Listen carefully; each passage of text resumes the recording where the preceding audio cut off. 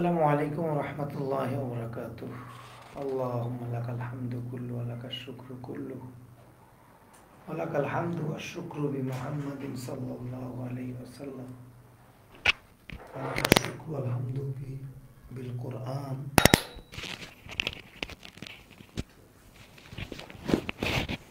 ওয়া লাকাশ শুকরু বিল কুরআনিল কারীম ওয়া লাকাশ শুকরু বিল নবিয়্যিল আযীম ওয়াল উলামাইর রাব্বানিয়্যিন। আউযু বিল্লাহি মিনাশ শাইতানির রাজীম। বিসমিল্লাহির রহমানির রহিম।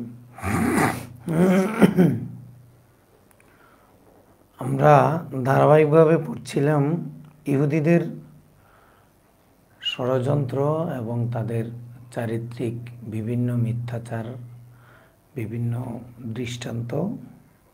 সাথে সাথে মুনাফিক যখন ইহুদিকে সমাধানদাতা হিসেবে গ্রহণ করলো, সেও ইহুদি যেমন কাফের, সেও কেমন যেন কি কাফের, যদিও বাহ্যিকভাবে ঈমানের দাবি করে। আল্লাহ তাআলা সেটি আয়াতের মাধ্যমে ওমর রাদিয়াল্লাহু তাআলার পক্ষে বিষয়টি সাব্যস্ত করলেন। এরপরে প্রসঙ্গক্রমে রাসূল সাল্লাল্লাহু আলাইহি সাল্লামের আনুগত্যের আবশ্যকতা এখানে আল্লাহ তাআলা পেশ করলেন। এরই সাথে ইহুদিরা তারা বিভিন্ন আজেবাজে দাবি করত, তারা আল্লাহর পুত্র, তারা আল্লাহর খুব কাছের, তাদেরকে আল্লাহ তাআলা কখনো কয়েকদিনের বেশি জাহান্নামে রাখবেন না, অনেক দাবি করত। তো ওই সময়ে মদিনায় যারা ইহুদি ছিল, আল্লাহ তাআলা এই আয়াতে এখন বলবেন যে তাদের পূর্বপুরুষ মুসা আলাইহিস সালামের শরীয়তে যারা ছিল, তাদের উপর একটা বিধান ছিল যে তারা যদি কোনো গুনাহ করত, এটা তওবা ছিল পরস্পরকে হত্যা করা, নিজেরা নিজেদেরকে হত্যা করা। এটা ছিল তাদের তওবার স্বরূপ। এই ধরনের কঠিন বিধান যদি এদের উপর এখন নাজিল করা হতো, অর্থাৎ আমাদের শরীয়তে মুহাম্মাদীর মধ্যে যদি থাকতো, তাহলে তো এগুলা তারা কখনোই করতে পারতো না। তারা যেহেতু জটিলটা করতে পারবে না, কঠিনটা তারা মেনে নিতে পারবে না, এজন্য আল্লাহ তাআলা শরীয়তে মুহাম্মাদীকে সহজ সহজ বিধান দিয়ে সাজিয়েছেন, যেন তারা সহজে মেনে নিতে পারে। এরপরেও যদি তারা মানতে না পারে, এটা একান্তই তাদের গোঁড়ামি ছাড়া আর কিছুই হবে না। অন্য রায়তে আসছে, ইহুদিরা দাবি করতো যে আমরা অনেক গর্বিত জাতি, আমাদের পূর্বপুরুষদের তওবা ছিল পরস্পর হত্যা, আল্লাহর এই কঠিন বিধানকেও তারা মেনে চলতো, আমরা তাদের উত্তরসূরি। তখন আল্লাহ তাআলা আয়াত নাজিল করে বললেন, তারা করেছে, তোমাদের উপর যদি এই শরীয়তে মুহাম্মাদীতে যদি এই ধরনের তওবা থাকতো, তোমরা তো তা কখনোই মেনে নিতে পারতা না। এই প্রসঙ্গে আল্লাহ তাআলা ইরশাদ করছেন, ওয়ালাউ আন্না কাতাবনা আলাইহিম আন ইকতুলু আনফুসাকুম আও ইখরুজু মিন দিয়ারিকুম। ওয়ালাউ, আর যদি, আন্না আমি, কোরআনে কারীমে আল্লাহ রাব্বুল আলামিন নিজেকে বোঝানোর জন্য আন্না, ইন্না, নাহনু এই ধরনের শব্দ ব্যবহার করেছেন। এটা দ্বারা আল্লাহ তাআলা বান্দাকে আল্লাহ তাআলার যে আজমত, সম্মান, এটা বুঝিয়েছেন। এই জন্য এখানে অনুবাদ আমি হবে, যদিও শব্দটা কি জমার, তাহলে এই জমাটা নেওয়া হয়েছে তাজিমের জন্য।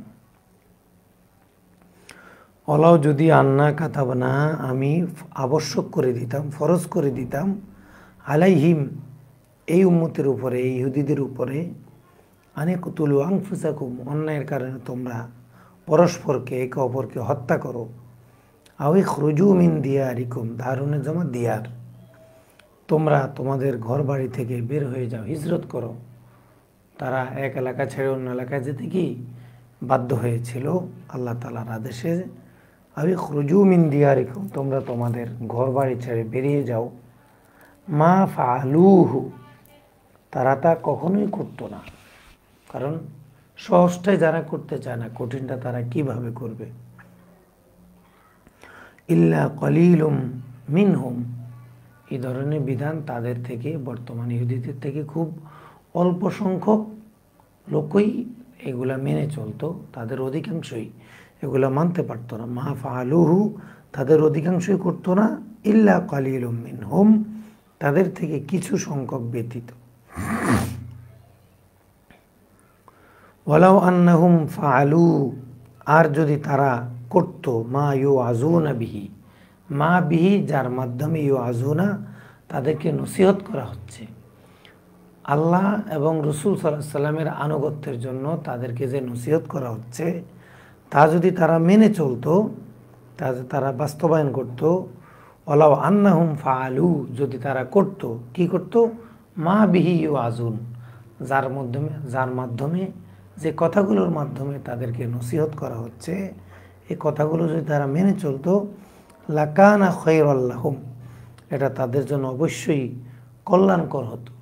খায়রুন অর্থ কল্যাণ যখন হবে তখন এটা জমা কি হবে, খয়ুর, আর যখন হবে উত্তম তখন হবে খেয়ার আখিয়ার। ওয়া সাদ্দা তাসবিতা, তাদের অন্তরে অবিচলতা সৃষ্টিতে অত্যন্ত সহায়ক হতো। তাদের অন্তরে ইমানের অবিচলতা আনতে, অর্থাৎ তারা মুমিন হতে এই আনুগত্যটা তাদেরকে অনেক সহযোগিতা করত। কিন্তু তারা তো আসলে কোরআন সুন্নাহ একটাও মানে না, যার কারণে ইমান আনা কি তাদের জন্য অনেক কঠিন হয়ে যায়।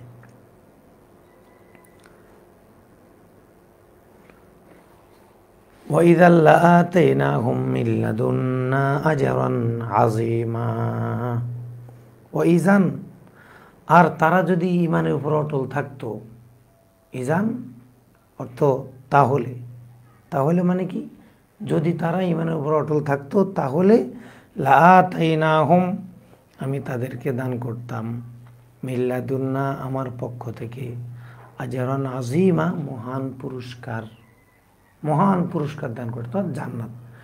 ইহুদিরা যদি আমার বিধান মেনে চলতো, আমার কোরআন এবং আমার নবীর সুন্নাহ মেনে চলতো, তাহলে আমি তাদেরকে জান্নাত দান করতাম।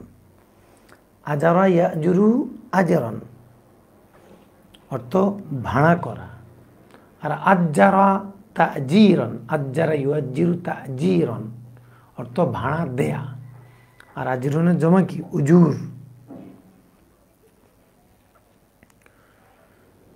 ওয়ালাহাদাইনাহুম সিরাতাম মুস্তাকিমা লাউ সাবাতু ওয়াইজা, আর যদি তারা আমার এই শরীয়তে মুহাম্মদী মেনে চলতো, ওয়ালাহাদাইনাহুম, অবশ্য আমি তাদেরকে দেখিয়ে দিতাম, সিরাতাম মুস্তাকিমা, সরল সঠিক পথ, সাহাবায়ে কেরামের পথ, আমার হাবিব তার অনুসারীরা যে পথে চলেছে ওই পথের হেদায়েত আমি তাদেরকে দিতাম।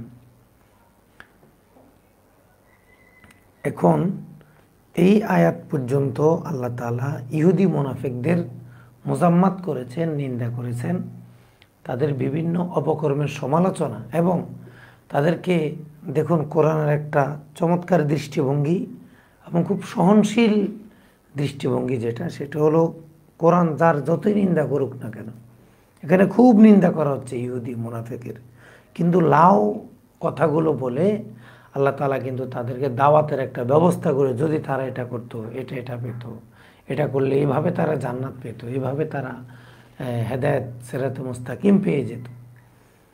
তাহলে আমরা কি করি, আমরা অনেক সময় শুধু ধমক দিই, আমরা ছাত্রদেরকে ধমক দিই, সন্তানদেরকে ধমক দিই, আমাদের ছোটদেরকে ধমক দিই, কিন্তু ধমকের সাথে সাথে কিছু প্রেষণা দিতে হয়। এজন্য প্রহার আর উপহার এই দুটাকে একসাথে চালাতে হয়। কোরআন এটা সবসময় ধরে রেখেছে যে একচেটিয়া কিছু না, কখনো জান্নাতের আলোচনা সাথে সাথে জাহান্নামের আলোচনা, তো সাথে সাথে জান্নাতের আলোচনা। এখন পরের আয়াতে আল্লাহ তাআলা এই আয়াতের পরের আয়াতের সাথে সম্পর্কটা কি, তখন তো চলে গেল ইহুদি এবং মুনাফিকদের আলোচনা। যে সকল মুনাফিক, যারা মুনাফিক এবং মুখে দাবি করে মুসলমান, কিন্তু এদের অন্তর ঈমান না থাকার কারণে এরা কখনো পরকালে নবী, সিদ্দিক, শুহাদা এদের সাথে এরা সঙ্গী হতে পারবে না, এদের সাথে এদের কখনো দেখাও হবে না। আর যারা সত্যিকারী মোমেন তাদের সাথে এদের দেখা হবে। দুনিয়াতে যারা নামে মুসলমান আসলে ভিতরে ভিতরে কি কাফের। যেমন কেউ এভাবে রাজনীতি করতে পারে, এই দেশ যেহেতু অধিকাংশ মুসলমানের দেশ, আমি যদি আমার সত্যিকার কথাগুলো বলি তাহলে তখন একটু ঘুরে ফিরে বলবো আসলে সে ধর্মে বিশ্বাসী না, আসলে সে ইসলামকে বিশ্বাস করে না, কিন্তু ঘুরে ফিরে একটু মুসলমানদের দৃষ্টি আকর্ষণ, নির্বাচনের আগে মাথায় একটা টুপি দেওয়া বা ধর্মীয় যে কোনো পোশাক ধারণ করা, এই যে মানসিকতাগুলো, এগুলা কি নেফাকি। আর সত্যি সত্যি যদি সে আল্লাহকে অবিশ্বাস করে বাহ্যিকভাবে এগুলো করে থাকে, তাহলে সে এই মুনাফিকদের অন্তর্ভুক্ত। অর্থাৎ এই মুনাফিকরা মূলত কাফের, কিন্তু বাহ্যিকভাবে এরা মাত্র নামে মাত্র মুসলমান। এই যুগে এটা থাকতে পারে, তবে আমরা কাউকে বলতে পারবো না যে তুমি এর অন্তর্ভুক্ত। কেন? এটা ওহি ছাড়া মানুষের মনের খবর কখনো জানা যাবে না। মানুষের মনের খবর জানতে হলে অবশ্যই ওহি লাগবে। যেহেতু আমাদের কাছে ওহি আসবে না, আর এলাম কখনো দলিল হয় না, এই জন্য কেউ যদি বাহ্যিকভাবে মুসলমান দাবি করে, কাফের হওয়ার মতো কিছু যদি না করে, তাহলে তার সাথে কখনো কাফেরের আচরণ করা যাবে না। খারেজিদের সাথে এখানে আমাদের একটা মৌলিক পার্থক্য। আমাদের দেশে এক সময় সিরিজ বোমা হামলা হয়েছিল, জিএমবিরা করেছিল, জামাতুল মুজাহিদিন বাংলাদেশ তারা করেছিল, যে সকল জেলায় একই টাইমে বোম মারা হয়েছে, জজদের আদালতে, জজদের গায়ে, ম্যাজিস্ট্রেটদের গায়ে। তাদের আকীদা কি? মাল্লাম ইয়াহকুম বিমা আনজালাল্লাহু ফাউলাইকা হুমুল কাফিরুন। যারা আল্লাহর বিধান মতো ফয়সালা করে না, তারাই কাফের। এই দেশের জজ, এই দেশের ম্যাজিস্ট্রেট, তারা যেহেতু কোরআন হাদিস মতো ফয়সালা করে না, এই জিএমবির ধারণা মতে, খারেজিদের মতে, ইবনে তাইমিয়া এবং নুজদির মতে এরা সবাই কাফের। এই কথাটাই ইমাম শামী রহমতুল্লাহ আলাইহি ফয়তোয়া শামী ষষ্ঠ খণ্ডের 420 বলেছেন, ওয়া তাকাদু আন্নাহুম হুমুল মুসলিমুন। তারা বিশ্বাস করে নুজদিরা পৃথিবীতে একমাত্র তারাই মুসলমান, আর সবাই হলো নামে মুসলমান, মূলত মুশরিক। তো জঙ্গিদের, আমরা যাদেরকে জঙ্গি বলি অর্থাৎ সন্ত্রাস বলি, কেউ যদি জেহাদকে ভুল বুঝে তাহলে সে সন্ত্রাস হবে, আর যদি ঠিক করে বুঝে তাহলে সে মুজাহিদ হবে। তো সন্ত্রাস আর মুজাহিদের পার্থক্য মূলত হলো শরীয়তে মুহাম্মাদি, যা আহলে সুন্নাহ ওয়াল জামাতের আকীদা তার মধ্যে থাকতে হবে। এখন আমাদের সমস্যাটা বেঁধে গেছে এখানে, যে কেউ যদি মুখে দাবি করে, মুখে যদি মুসলমান দাবি করে, নামাজ পড়ে, রোজা রাখে, সে রোজা রাখে নাই, বাহ্যিকভাবে ইফতার করতেছে, দেখাইতেছে। আমরা আহলে সুন্নাত ওয়াল জামাতের আকীদার কারণে তাকে মুসলমান বলতে হবে, তার সাথে মুসলমানের আচরণ করতে হবে, তার জানাজা দিতে হবে। কয়জনকে দিয়ে দিবেন, কাকে দিয়ে পড়াবেন, সেটা ভিন্ন বিষয়, কিন্তু সে যেহেতু মুসলমান, তার সাথে মুসলমানের আচরণ করতে হবে, তার দাফন কাফন হবে, তার জানা সব হবে।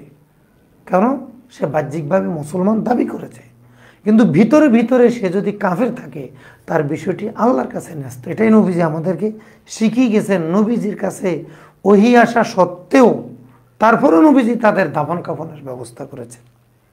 আব্দুল্লাহ ইবনে উবাই সহ বিশাল মুনাফিক যে টিম ছিল, এদের সাথে নবীজি সর্বদা মুসলমানদের আচরণ করেছেন। আর এরাদের মুনাফিক, এই তালিকাটা ওহির মাধ্যমে নবীজি সাহাবীদের কাছে দিয়ে গেছেন, সাহাবীর কাছে দিয়ে গেছেন, হযরত হুযায়ফা রাদিয়াল্লাহু তাআলা আনহুর কাছে দিয়ে গেছেন।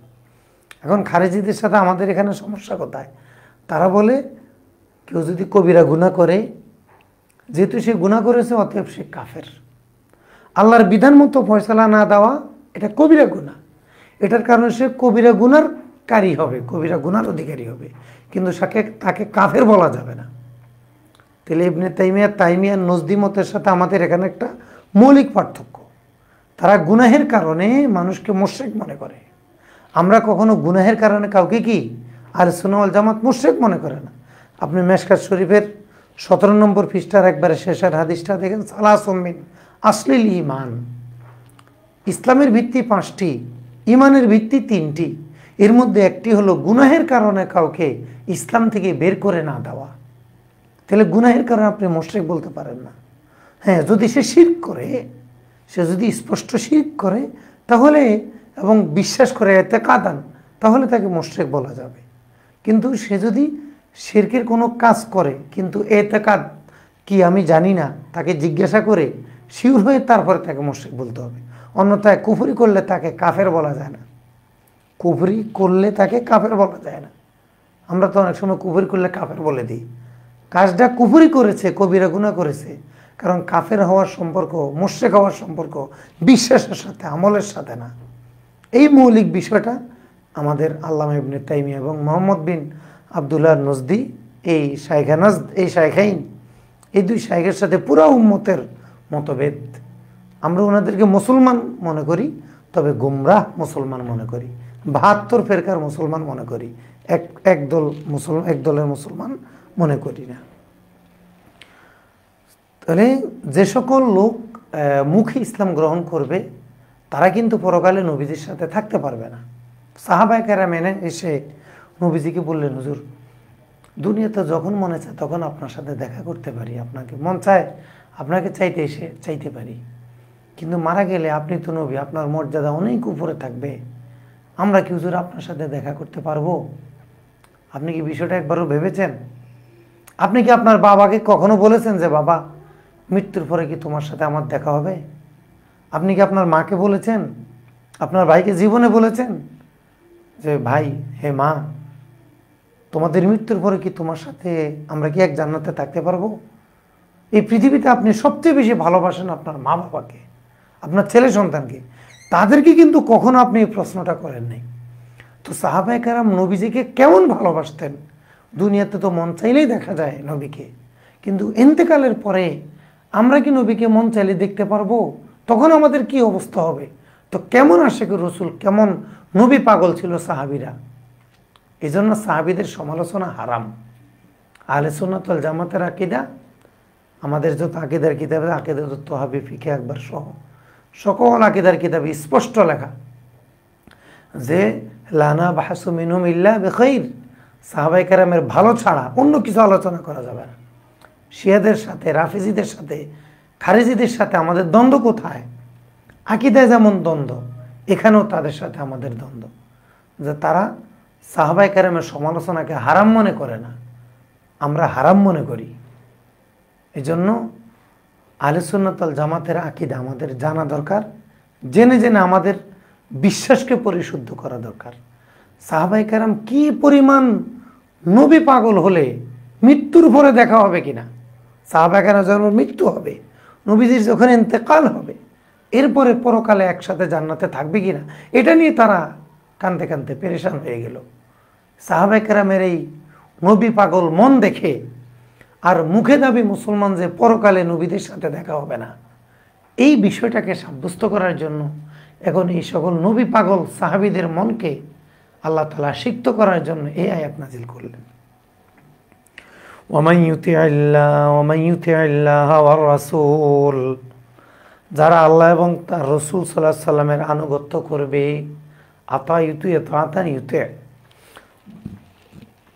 আল্লাহ এবং রাসূল সাল্লাল্লাহু আলাইহি সাল্লামের আনুগত্য করবে, ফাউলাইকা মাআল্লাযীনা আনআমা আল্লাহু আলাইহিম, ওই সকল অনুসারী মুসলমানেরা থাকবে মা সাথে, আল্লাযীনা আলাইহিম, যাদেরকে আনআমা আল্লাহু, আল্লাহ অনুগ্রহ করেছেন।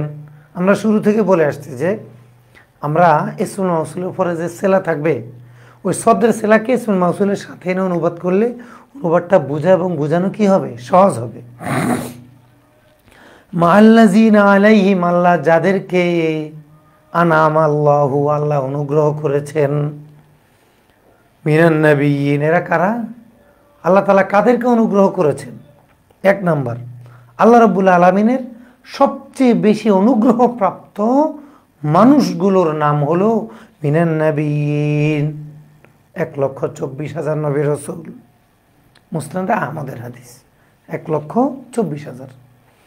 আমাদের সমাজে অনেকে বলে 1 লাখ বা 2 লাখ, বা যে কোত্থেকে আসলো এটা আমরা আসলে এখনো জানতে পারিনি। মুসনাদে আহমদের সহিহ হাদিস 1,24,000 নবী রাসূল এই পৃথিবীতে এসেছেন। আল্লাহ রাব্বুল আলামিনের সবচেয়ে বেশি অনুগ্রহপ্রাপ্ত সম্প্রদায়ের নাম হলো কি? নবীগণ ও সিদ্দিকিন, সিদ্দিকগণ। সিদ্দিক কারা? সকল নবীর সবচেয়ে কাছাকাছি যেই সাথী ছিল, সঙ্গী ছিল, তাদেরকে বলে কি? সিদ্দিক। নবীদের সবচেয়ে কাছের যারা সাহাবী ছিলেন, সঙ্গী ছিলেন, বিপদের বন্ধু ছিলেন, তাদেরকে কি বলে? সিদ্দিক। ও শুহাদা, আল্লাহর দিনকে প্রতিষ্ঠা করার জন্য যারা শহীদ হয়েছেন, আল্লাহর দিনকে প্রতিষ্ঠা করার জন্য যারা শহীদ হয়েছেন, জীবন বিলীন করে দিয়েছেন, তাদেরকে কি বলে? শহীদ। এই শহীদরা আল্লাহর অনুগ্রহ প্রাপ্ত। তৃতীয়তম অনুগ্রহপ্রাপ্ত সম্প্রদায়। ওয়াসলিহীন, যারা বন্দার হক এবং আল্লাহর হক আদায় করে, আল্লাহর হক এবং বান্দার হক, খালেক এবং মাখলুকের হক আদায়ে যারা সচেষ্ট, সর্বদাই সচেষ্ট, এদেরকে বলে কি? সলেহ। এরা সবাই সলেহ ছিলেন। কিন্তু কিছু মানুষ এমন আছে যারা এই তিন সম্প্রদায়ের নয়, কিন্তু আল্লাহর প্রিয়। যেমন যারা সিদ্দিক, এরা কেউ নবী নয়, কিন্তু সকল নবী সিদ্দিক। আর যারা শহীদ, এরা তো সিদ্দিকও না, নবীও না, কিন্তু নবী সিদ্দিকদেরকে আল্লাহ তাআলা শাহাদাতের মাকাম দিয়ে দিয়েছেন। আর যারা নেককার, শহীদ হতে পারেনি, নবী হওয়া তো সম্ভব না, সিদ্দিক হওয়াও যথেষ্ট জটিল, এটা আল্লাহ তাআলার খাস নির্বাচন ছাড়া সম্ভব হয় না। তাহলে নবী হতে পারেনি, সিদ্দিক হতে পারেনি, আল্লাহর রাস্তায় ইসলাম ধর্মকে প্রতিষ্ঠা করার জন্য শহীদ হতে পারেনি। গণতান্ত্রিক মিছিলে শহীদ হওয়াকে এটাও এখানে বোঝানো হয়নি। আমাদের দেশে শহীদের ভুল ব্যাখ্যা করা হয়। জিএমবিরা ব্যাখ্যা করেছিল, জজের গায়ে বোম মেরে যদি মারা যাও তুমি শহীদ, আর শহীদ জান্নাতে যাবে। সোজা, এত সোজা জান্নাত? জান্নাত এত সোজা তো না, মায়ের পায়ের নিচে জান্নাত। তাই বলি কি খুব সহজ? মা যখন ধমকায় তখন আদবের আচরণ করা কি সহজ? আল্লাহ রাব্বুল আলামিন জান্নাতকে অপছন্দনীয় কাজ দ্বারা ঢেকে রেখেছেন, ঘেরাও করে রেখেছেন, আর জাহান্নামকে পছন্দনীয় কাজ দ্বারা ঢেকে রেখেছেন, ঘেরাও করে রেখেছেন। অর্থাৎ যত কষ্ট সব হলো জান্নাতে যেতে, আর যত আরাম এগুলো সব হলো জাহান্নামে যেতে। এজন্য জান্নাত অত সহজ না যে জজের গায়ে বোম মারবা আর সোজা জান্নাতে চলে যাবা। আমরা নজদি তাইমিকে কেন বারবার বলি? জিএমবির কোনো অপরাধ নেই। মূলত জিএমবিদের এই বিশ্বাসটা ইবনে তাইমিয়া থেকে, নজদি থেকে আসছে। দেখেন নজদি কি করেছে, মোহাম্মদ ইবনে আব্দুল ওয়াহাব নজদি কি করত? সাইয়্যিদ বংশের লোকদেরকে ধরে জবাই দিত।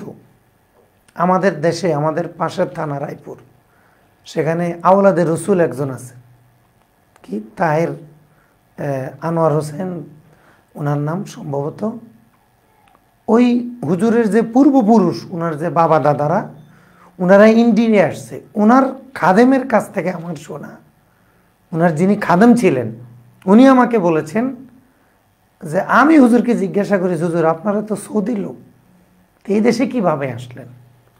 তখন বললেন, যখন এই ওহাবি সরকার মোহাম্মদ বিন আব্দুল ওয়াহাব নজদির পেতাত্তারা যখন নবী বংশের লোকদেরকে জবাই দেওয়া শুরু করলো, তখন সাইয়্যিদ বংশের লোকেরা, নবীর আত্মীয় স্বজন যারা পরপুরুষ, এরা যান বাঁচানোর জন্য বিভিন্ন দেশের বণিক কাফেলার ভিতরে ঢুকে কোনো মতে যানটা নিয়ে এক একজন এক এক দেশে চলে গেছে। তো আমাদের পূর্বপুরুষ ইন্ডিয়ান ভারতবর্ষের যে বণিক কাফেলা ছিল তাদের সাথে মিশে ভারতে আসছে। আর নজদির বিরুদ্ধে বলে আপনার খুব কষ্ট লাগে, আর নবীর বংশের লোকদেরকে জবাই দিলে আপনার খুব মজা লাগে। এটা হলো তো পৃথিবীর শ্রেষ্ঠতম বেয়াদব। এদেরকে যে বেয়াদব বলবে না, হয়তো সে অজ্ঞ অথবা সে নিজেও বেয়াদব। কারণ যারা নবীর বংশের লোকদেরকে জবাই দেওয়া জেহাদ মনে করে, যারা নবীর বংশের লোকদের জানমালকে, আপনি ফতোয়া স্বামী 6 খণ্ডের 420টা পড়েন, সেখানে স্পষ্ট লিখেছেন তারা মুসলমানদের স্ত্রীদেরকে, পুরুষদেরকে মেরে স্ত্রীদেরকে, মেয়েদেরকে দাসী হিসাবে গ্রহণ করত। এ কথার উত্তর দেন। মোহাম্মদ বিন আব্দুল ওয়াহাব নজদি এবং তার পেতাত্তারা মুসলমানদেরকে, পুরুষদেরকে মেরে তাদের স্ত্রীদেরকে, তাদের মেয়েদেরকে দাসী হিসেবে গ্রহণ করত। আপনাকে পাইলে আপনাকেও জবাই দিত।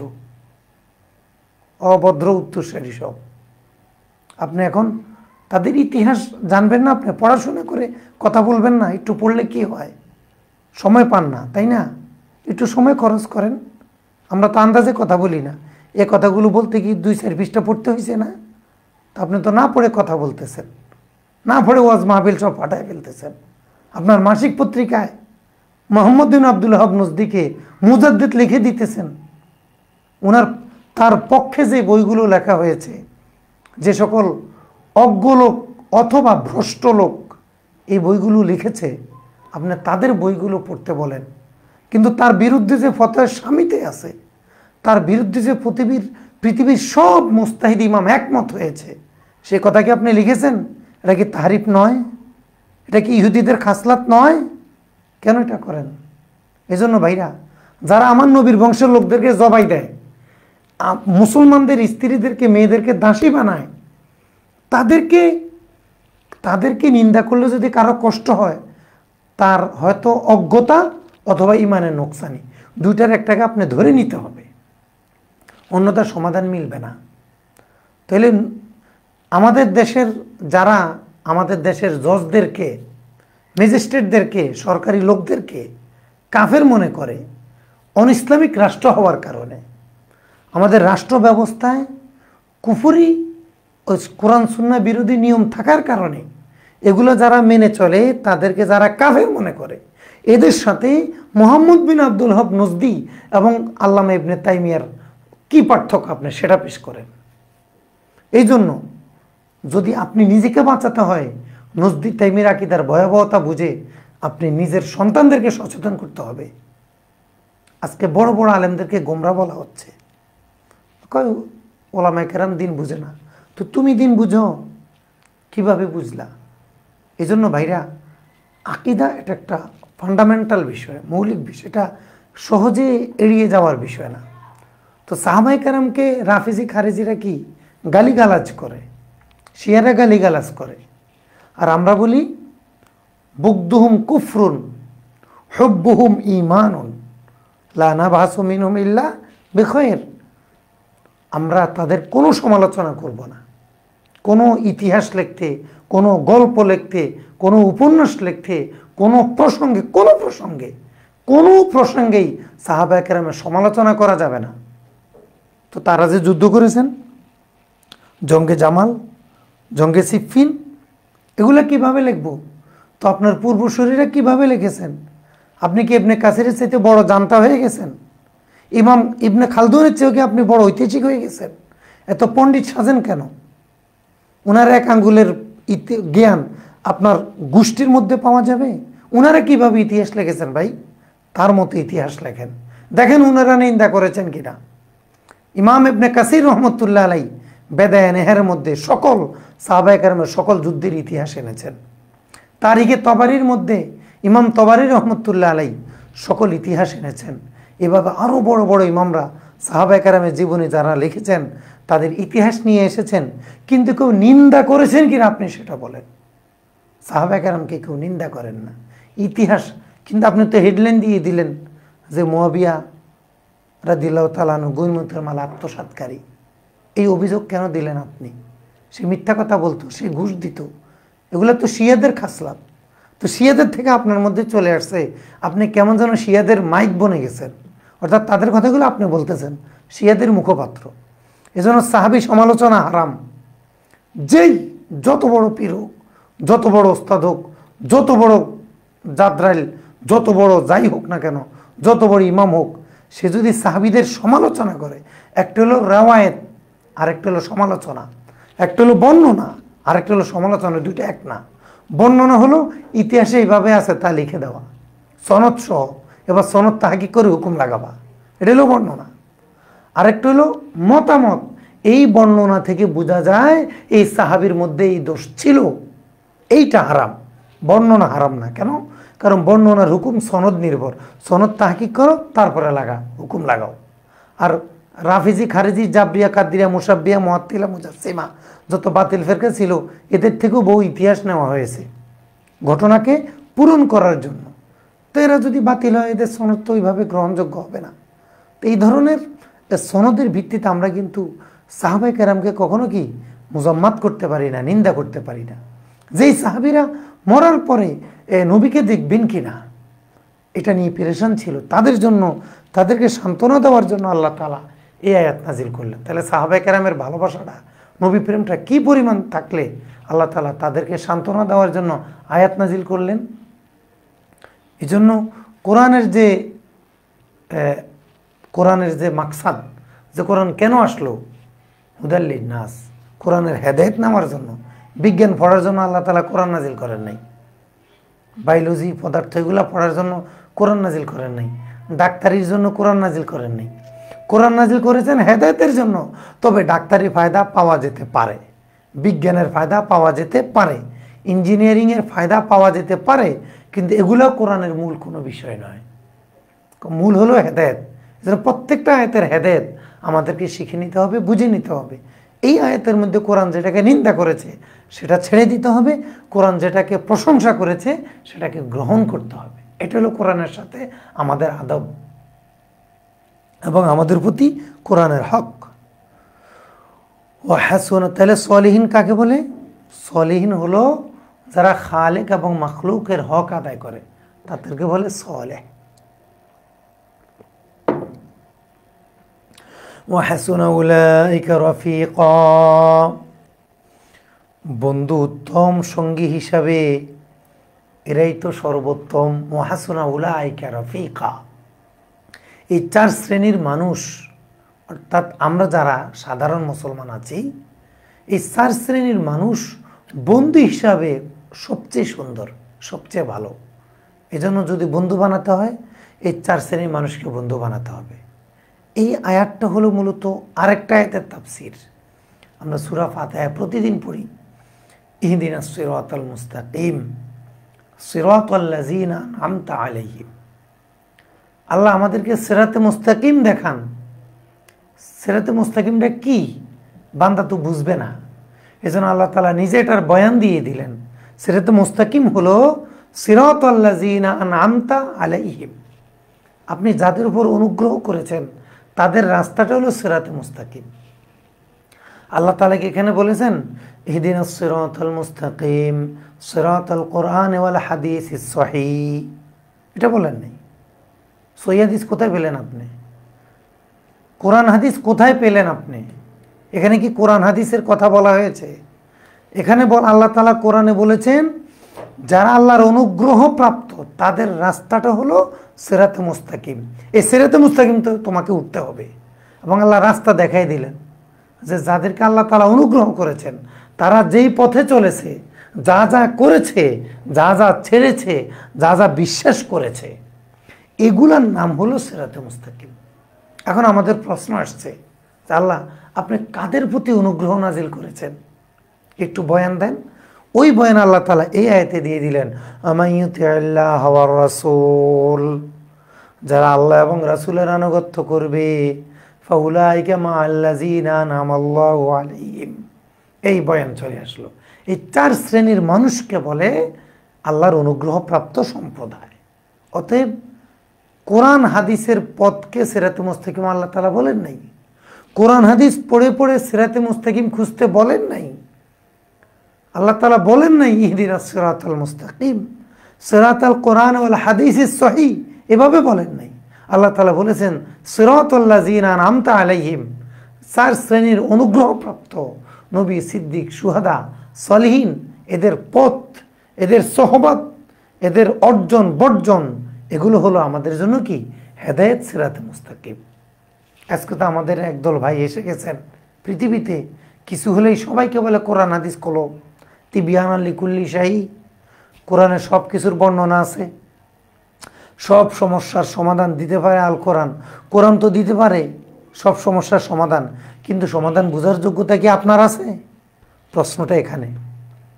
তাহলে আমাদের যদি কোনো সমস্যায় পড়ি, আমরা যে কোনো সমস্যায় পড়ব, কোনো সমস্যায় পড়লে আমরা কি কোরআন হাদিস খুলব, নাকি এই 4 শ্রেণীর মানুষের কাছে যাব, এদের পথ অবলম্বন করব? আমরা কোন দিকে যাব? এই প্রশ্নের উত্তর বোঝার জন্য একটা ঘটনা মনে রাখতে হবে। ঘটনাটা হলো, একজনে বাজারে যাচ্ছেন মধু কিনতে। তখন তার বন্ধু বলল, দোস্ত কোথায় যাও? বলল বাজারে যাচ্ছি মধু কিনতে, আমার মধু লাগবে। এখন এই দোস্ত বলল, তুমি কি পাগল হয়েছো নাকি? আরে মধু তো ফ্রি ফ্রি পাওয়া যায় বাগানে, মৌচাকে, যেটা ফ্রি পাওয়া যায় এটা কিনতে যাবা কেন?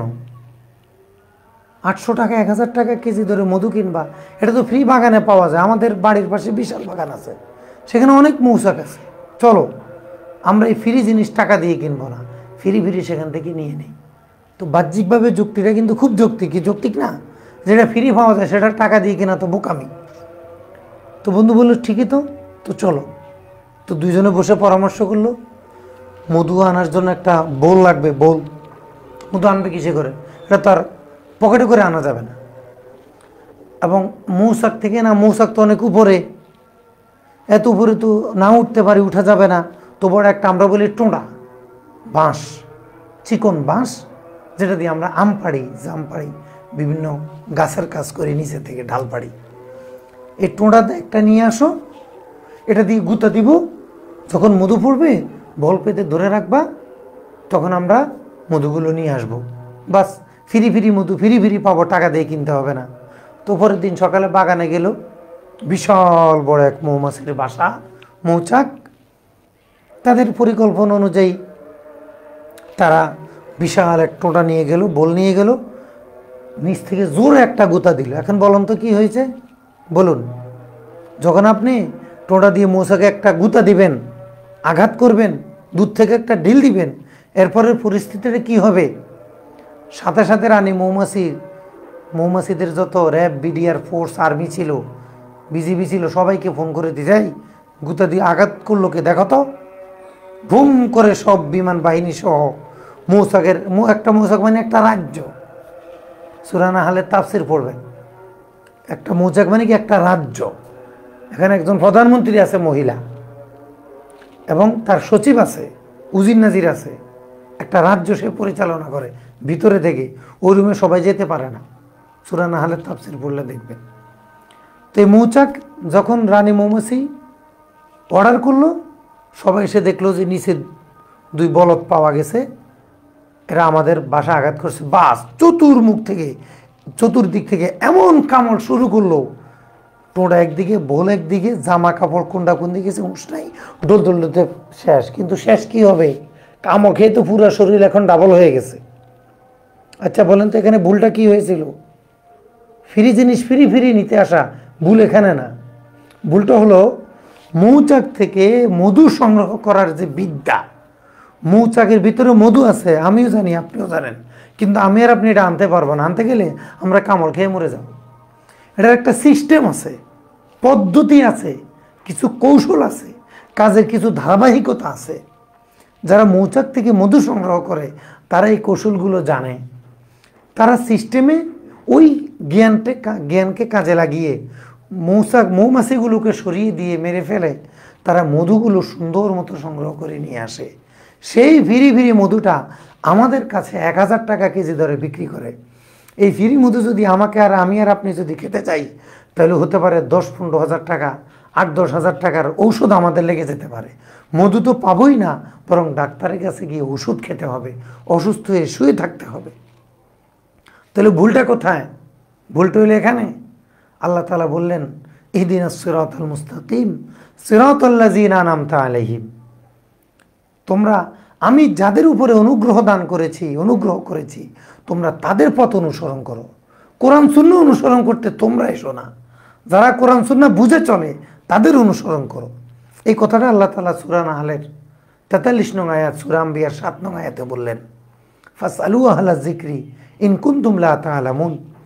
তোমরা যদি না জানো, যারা জানে তাদেরকে জিজ্ঞাসা করো।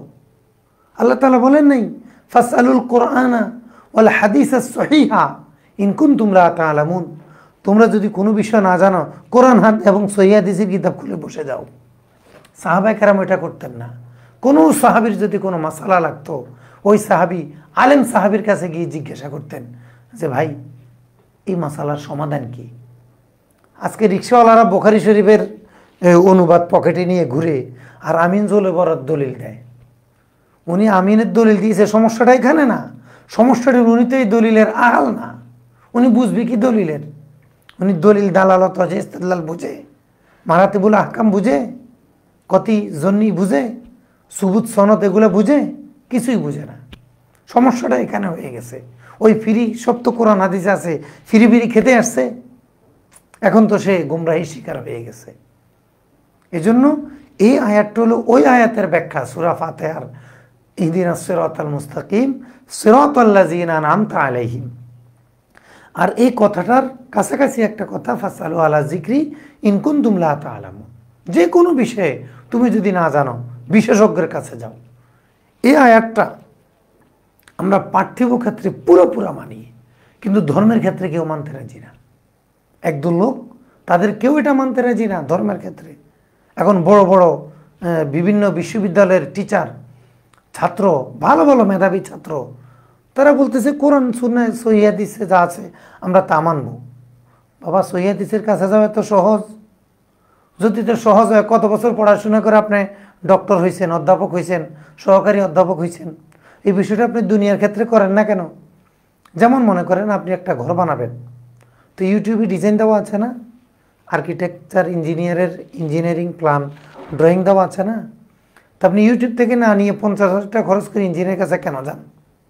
সব তো ইউটিউবে দেওয়া আছে, বই পুস্তকে তো লেখা আছে যে বিল্ডিংটা কয় ফিট হলে কত সুতার রড দিতে হবে, কত ফুট নিচে যেতে হবে, বেসটা কত ফুট হবে, সব তো বইতে আছে। তা আপনাকে এত টাকা না দিয়ে আপনি 5,000 টাকার বই কিনেন, বই কিনে আপনার কোম্পানির বিল্ডিংগুলো আপনি তৈরি করেন, কোম্পানি আপনাকে রাখবে, পরের দিনই বের করে দিবে মেহমানদারি করে। কারণ হলো আপনি বাস্তবতার খেলাপ করেছেন। আল্লাহ তাআলা বলেছেন বিশেষজ্ঞের কাছে যাও, আর আপনি বিশেষ অজ্ঞ হয়ে বসে আছেন। তাহলে দেখেন কোরআন পুরোটাই বাস্তব, কোরআনের মধ্যে অবাস্তব কিছু নেই। আপনার রোগ হয়েছে, আপনি ইউটিউব মোতালা করেন, ফ্রি অনেক চিকিৎসা পাওয়া যায়, সেটা তো করেন না।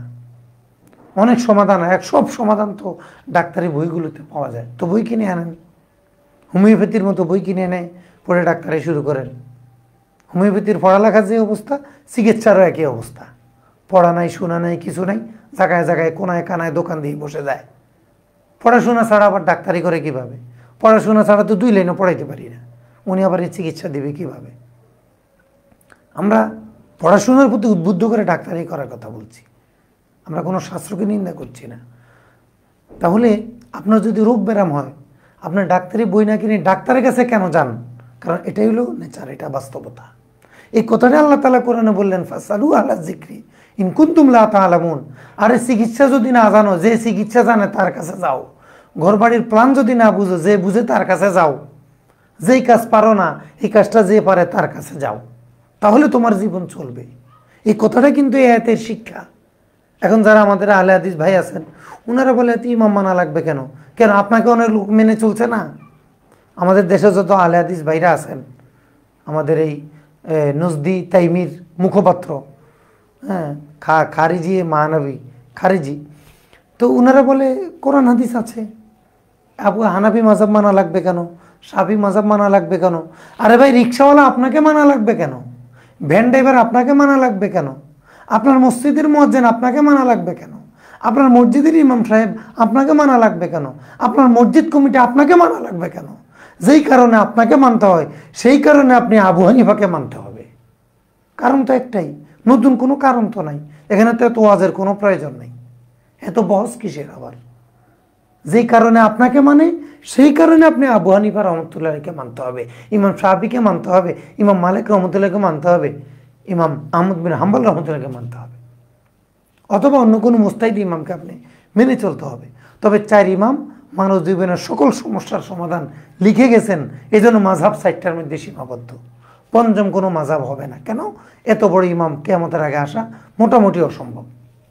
ওলামায়ে কেরাম ইজমা হয়েছেন 4 মাযহাবের উপরে। এখন বলে এগুলা কোথায় পাইছো? তা আপনার মসজিদ কমিটি মেনে চলে না? আপনার অনুসারী যারা, তারা আপনাকে মেনে চলে না? তারা কি বুখারী পড়ে সমাধান দিতে পারে? হরকতগুলো উঠাই দিলে তারা 1 লাইন পড়তে পারবে?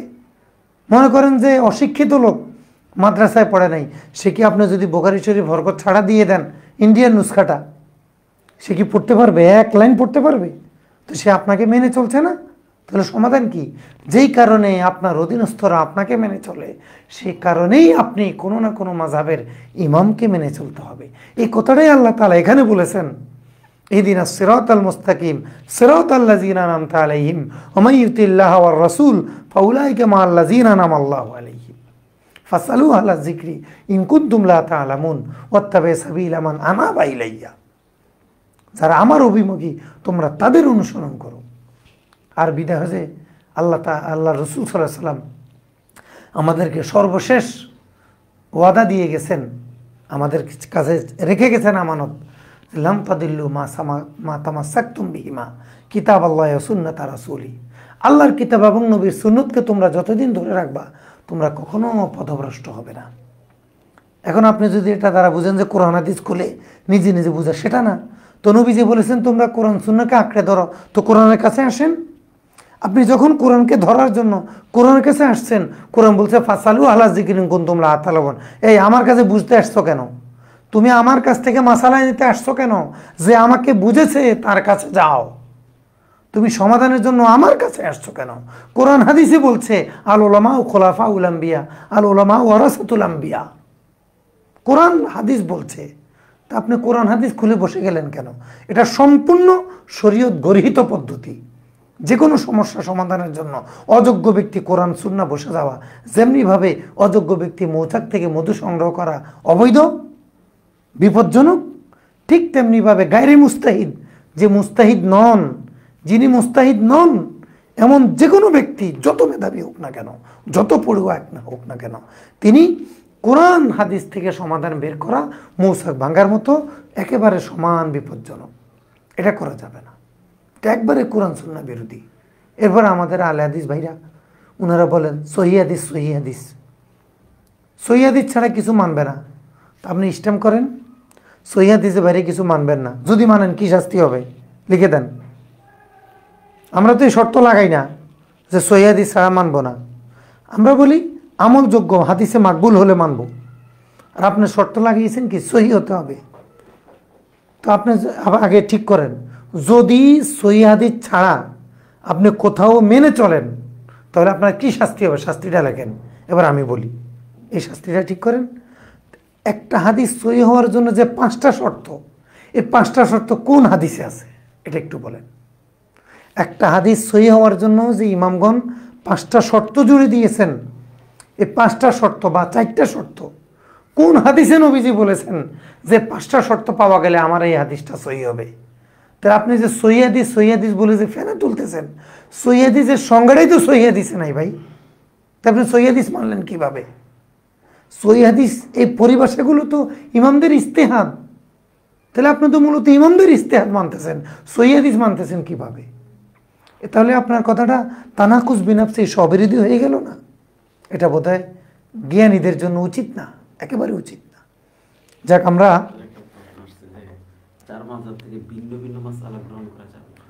না, চার মাযহাব থেকে ভিন্ন ভিন্ন মাসালা গায়রে মুস্তাহিদ গ্রহণ করতে পারবে না।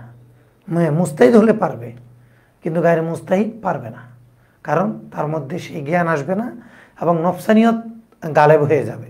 যেমন মনে করেন শাফি মাযহাবে রক্ত বের হলে ওযু চলে যায়,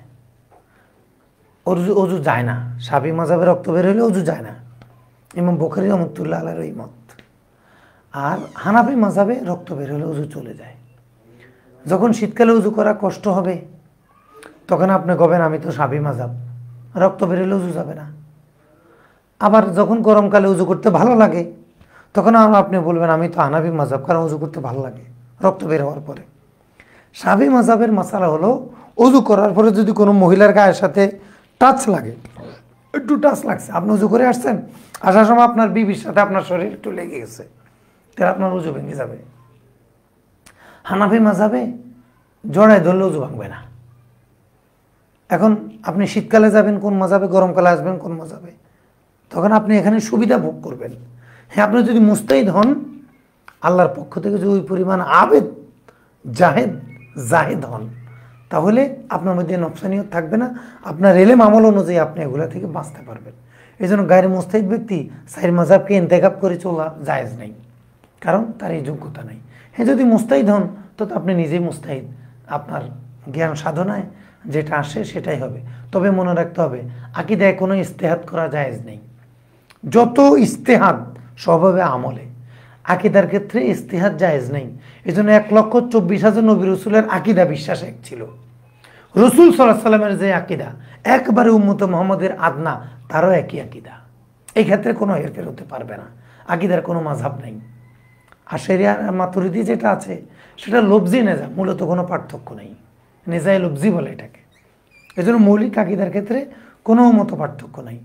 আকীদার ক্ষেত্রে ইজতিহাদ চলবে না, মৌলিক আকীদা ইজতিহাদ গ্রহণযোগ্য না। এর জন্য আমরা নজদি তামিকে বাতিল বলি। কেন বাতিল বলি? তারা আকীদাগুলোকে সালাফে সালিহিন থেকে সরে আসছে, আকীদার দিক থেকে।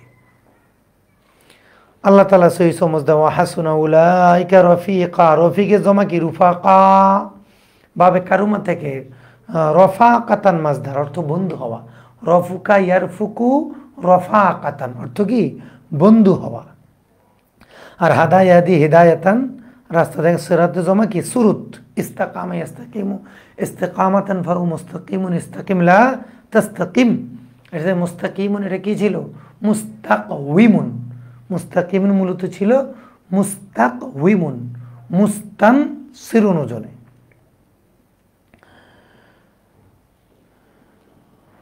যালিকাল ফাদলু মিনাল্লাহ, এই যে মারাতেব, এই যে মর্যাদা, এটা আল্লাহর পক্ষ থেকে একান্ত অনুগ্রহ। যালিকাল ফাদলু মিনাল্লাহ, এই অনুগ্রহ আল্লাহর পক্ষ থেকে বিশেষভাবে আসা। ওয়া কাফা বিল্লাহি আলিমা, কাকে কতটুকু অনুগ্রহ দিতে হবে এই সম্পর্কে আল্লাহই যথেষ্ট, আল্লাহর জ্ঞানী যথেষ্ট। ওয়া কাফা বিল্লাহি আলিমা, জ্ঞানী হিসাবে আল্লাহই যথেষ্ট। কোন জ্ঞান?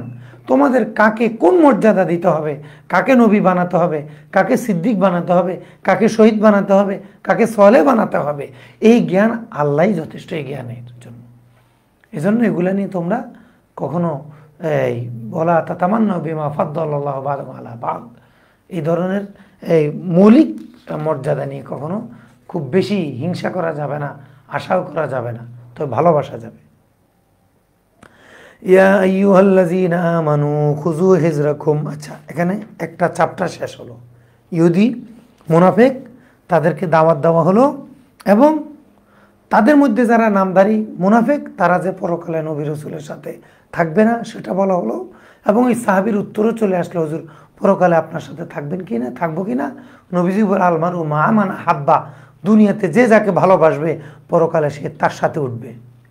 এই জন্য যারা রাজনীতি করেন তারা একটু বোঝা উচিত, আপনি আজকে দুনিয়াকে যাকে ভালোবাসবেন, সত্যি সত্যি যদি আপনি এই নেতাকে ভালোবাসেন, এই মার্কাকে ভালোবাসেন, হাসর কিন্তু এই নেতার সাথে উঠবে।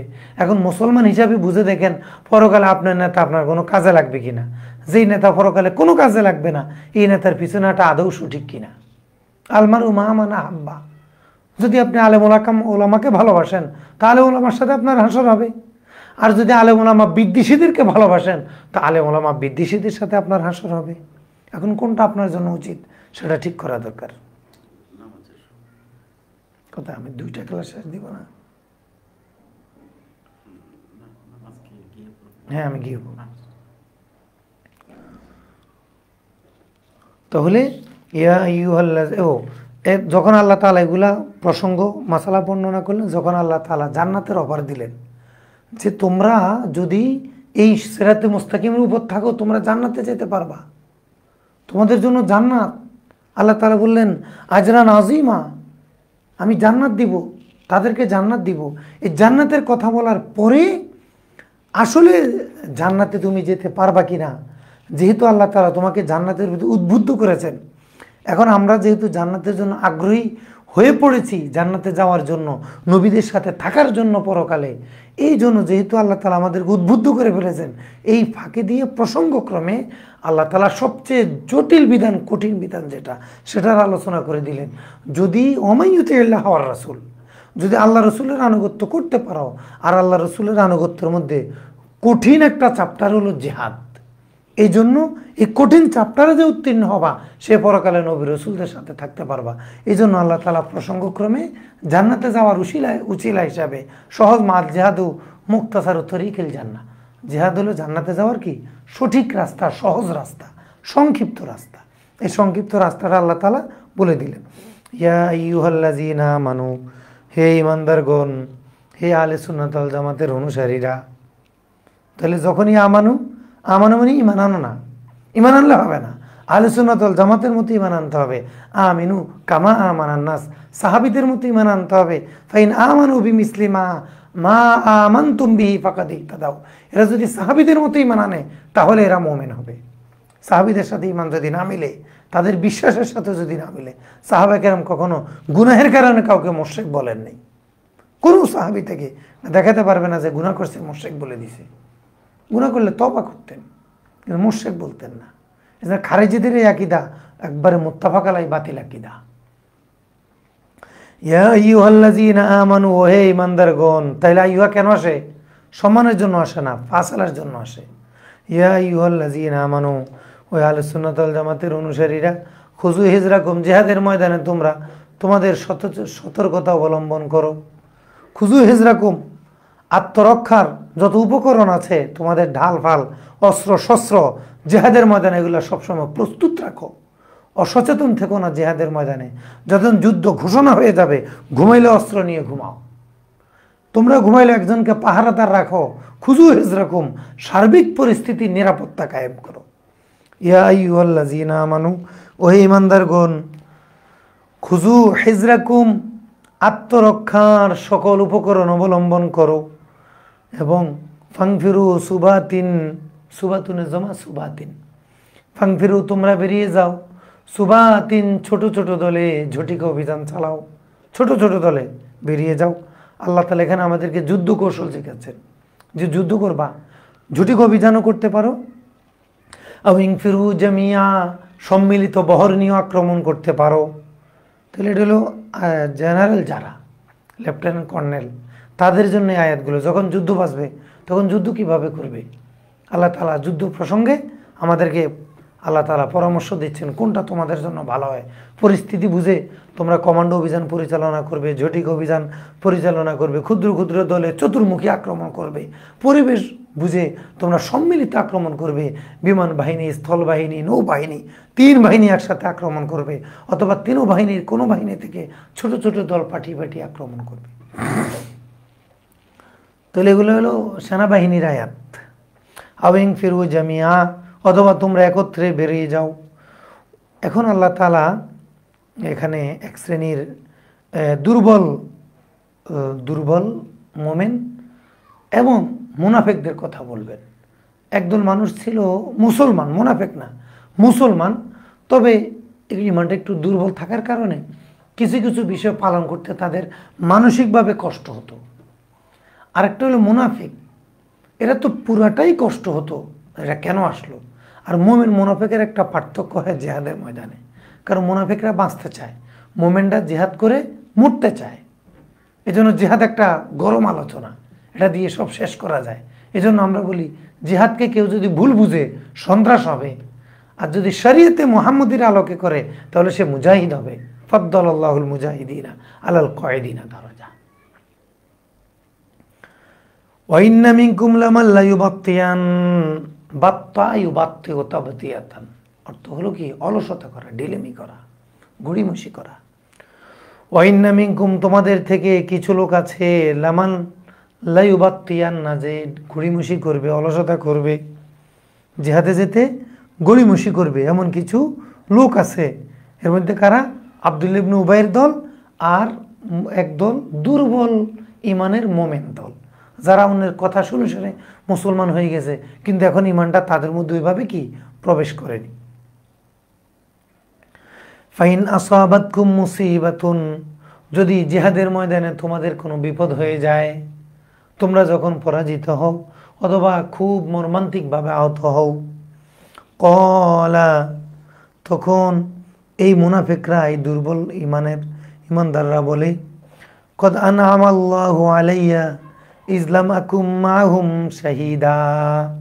কলা, আল্লাহ তাআলা, সে বলে আল্লাহ তো আমার প্রতি অনুগ্রহ করে, আরে আল্লাহ আমাকে বাঁচাই দিছেন, আমি তার সাথে জিহাদে যাইনি, সে যেভাবে মার খেয়েছে, গেলে আমিও তো খেতাম, তো আল্লাহ তাআলা আমাকে বাঁচিয়ে দিয়েছেন, আমি জিহাদে যাইনি। কারণ হলো লাম আকুম মাহুম শাহিদা, আমি তার সাথে জিহাদের ময়দানে উপস্থিত ছিলাম না। ইজটা বিভিন্ন অর্থে আসে, জরফিয়া, ফুজাইয়া, তালিলিয়া। জরফিয়া, ফুজাইয়া, তালিলিয়া। তাহলে কত অর্থে আসে? জরফিয়া, ফুজাইয়া, তালিলিয়া। জরফিয়া এটা যখন অতীতকালের অর্থ দিবে, জরফিয়া কখন হবে? যখন এটা অতীতকালের অর্থ দিবে, এটা মাফুলে ফিহি হবে, এটা মাফুলে বিহি হতে পারে, এটা বদল হতে পারে। উস্কুর ফেলের যদি মাফুল হয় তখন এটা মাফুলে বিহি হবে। সাধারণত কোরআনের কোরআনে কারিমে যত আয়াতের শুরুতে ইজ আছে, ইজ দিয়ে শুরু করেছে, ইজা দিয়ে শুরু করেছে, এগুলো সব হলো মাফুলে বিহি। আর যদি কোনো ফেলের পরে আসে, হ্যাঁ, যেখানে মাফুলে ফিহি হওয়ার সুযোগ হয়, তাহলে এগুলো কি হবে? মাফুলে ফিহি। আর এগুলো তারকিবে সবসময় মোদাফ হবে, পরের পুরো বাক্যটা মোদাফিলাই হবে। মোদাফিলাই মিলে মাফুলে ফিহি অথবা মাফুলে বিহি হবে। তো বিহি কখন হবে? যখন কোনো ফেলের মাফুল হয়। আর ফিহি কখন হবে? যখন উল্লিখিত ফেলের ঘটনার সময় বুঝাবে, উল্লিখিত ফেলের ঘটনার সময় বুঝাবে, তখন এটাকে কি বলে? ইজ জরফিয়া। আরেকটা ইজ ফুজাইয়া। ইজ কি? ফুজাইয়া। ইজ ফুজাইয়া কিভাবে হয়? বাইনা বাইনামার পরে আসলে, বাইনা আর বাইনামা এই দুইটা শব্দের পরে যদি ইজ আসে, তখন এটাকে বলে ইজ ফুজাইয়া। আরেকগুলো তালিলিয়া, যে ইজটা কারণ বুঝায়। দরাবতুকা ইজ কুনতা সারেকান, ইজ আনতা সারেকুন, তোমাকে মেরেছি কারণ তুমি চোর। এভাবে ইজ যখন কারণ বুঝাবে, তখন এটা কি? ইজ তালিলিয়া। তাহলে ইজ কয় অর্থ দেয়? 3 অর্থ দেয়, জরফিয়া, ফুজাইয়া, তালিলিয়া। ইজ ফুজাইয়া কখন? যখন বাইনা বাইনামা এর পরে আসে। ইজা 3 অর্থ দেয়, তবে তাফসিরিয়াটা অ্যাভেলেবেল ব্যবহার হয় না, 2টো অর্থ বেশি ব্যবহার হয়, জরফিয়া, তালিলিয়া, ইয়া ফুজাইয়া। ইজাটা 2 অর্থে আসবে, জরফিয়া, ফুজাইয়া। ইজা ফুজাইয়া কোনটা? ইজা যখন ফুজাইয়া হবে, আমি কিভাবে বুঝবো ইজাটা জরফিয়া না ফুজাইয়া? অর্থাৎ ইজাটা যখন হঠাৎ অর্থ দিবে, এটাকে আরবিতে হঠাৎ, এটাকে আরবিতে বলে ফুজাইয়া। তো ইজটাকে হঠাৎ অর্থ দিবে কি দিবে না, আমি বুঝবো কিভাবে? বুঝার 1 নম্বর আলামত, এই ইজাটা আসবে জুমলার মাঝখানে। এই ইজাটা আসবে জুমলার মাঝখানে। এই ইজাটা আসবে জুমলা ইসমিয়ার পূর্বে। জুমলা ইসমিয়ার পূর্বে একটা বাক্যের মাঝখানে, ওই বাক্যের মধ্যেই জুমলা ইসমিয়ার পূর্বে আসবে ইজা, এবং এরপরে কোনো জবাব থাকবে না। তাহলে এটা কি? ইজায়ে ফুজাইয়া। আর জরফিয়া কোনটা? ইজা যখন জরফি হবে, সাধারণত এটা মাজির পূর্বে আসে। ইজা যখন মাজির পূর্বে আসে, তখন এটা কি হয়? জরফি হয়, এবং এটা জুমলার শুরুতে আসে। ইজা জুমলার শুরুতে এসে মাজির পূর্বে আসলে, তখন এটা কি? ইজায়ে জরফিয়া। আর ফুজাইয়া কখন? জুমলার মাঝে আসবে, আরেকটা জুমলা ইসমিয়ার আগে আসবে, এবং এর ইজার পরে জবাব খুঁজে পাওয়া যাবে না, এটা কি? ফুজা ইয়া। এগুলো আরও সুন্দরভাবে লেখা আছে আমাদের খুব পছন্দের কিতাব মাওসুআতুন নাহওয়ে ওয়াস সরফ ওয়াল ইরাব। এটাকে আমরা নাহউ সরফের বুখারী শরীফ বলি। এত সহজ নাহর কিতাব আল্লাহর দুনিয়াতে আছে কিনা আমরা আর পাই নাই। এত সহজ আর এত বিস্তারিত আর এত বেশি পরিমাণ তথ্য। অনেকে সহজ কিতাব লেখে কিন্তু সব তথ্য থাকে না, অনেকে অনেক লেখে কিন্তু সহজ করে বুঝাইতে পারে না। এই কিতাবের মধ্যে অনেক তথ্য আছে, সহজভাবে বোঝানো হয়েছে। মাওসুআতুন নাহওয়ে ওয়াস সরফ ওয়াল ইরাব বাংলা বাজার পাওয়া যায়। হাকিমুল উম্মত থেকে চেপেছে, দারুস সুন্নাহ থেকে চেপেছে, অনেকেই চেপেছে। যারা নাহউ সরফ বুঝতে চান, এই কিতাবটা পড়ার জন্য আমরা বিশেষভাবে অনুরোধ করব। এখন যখন আল্লাহ তাআলা, কোথায় আসলাম? আচ্ছা,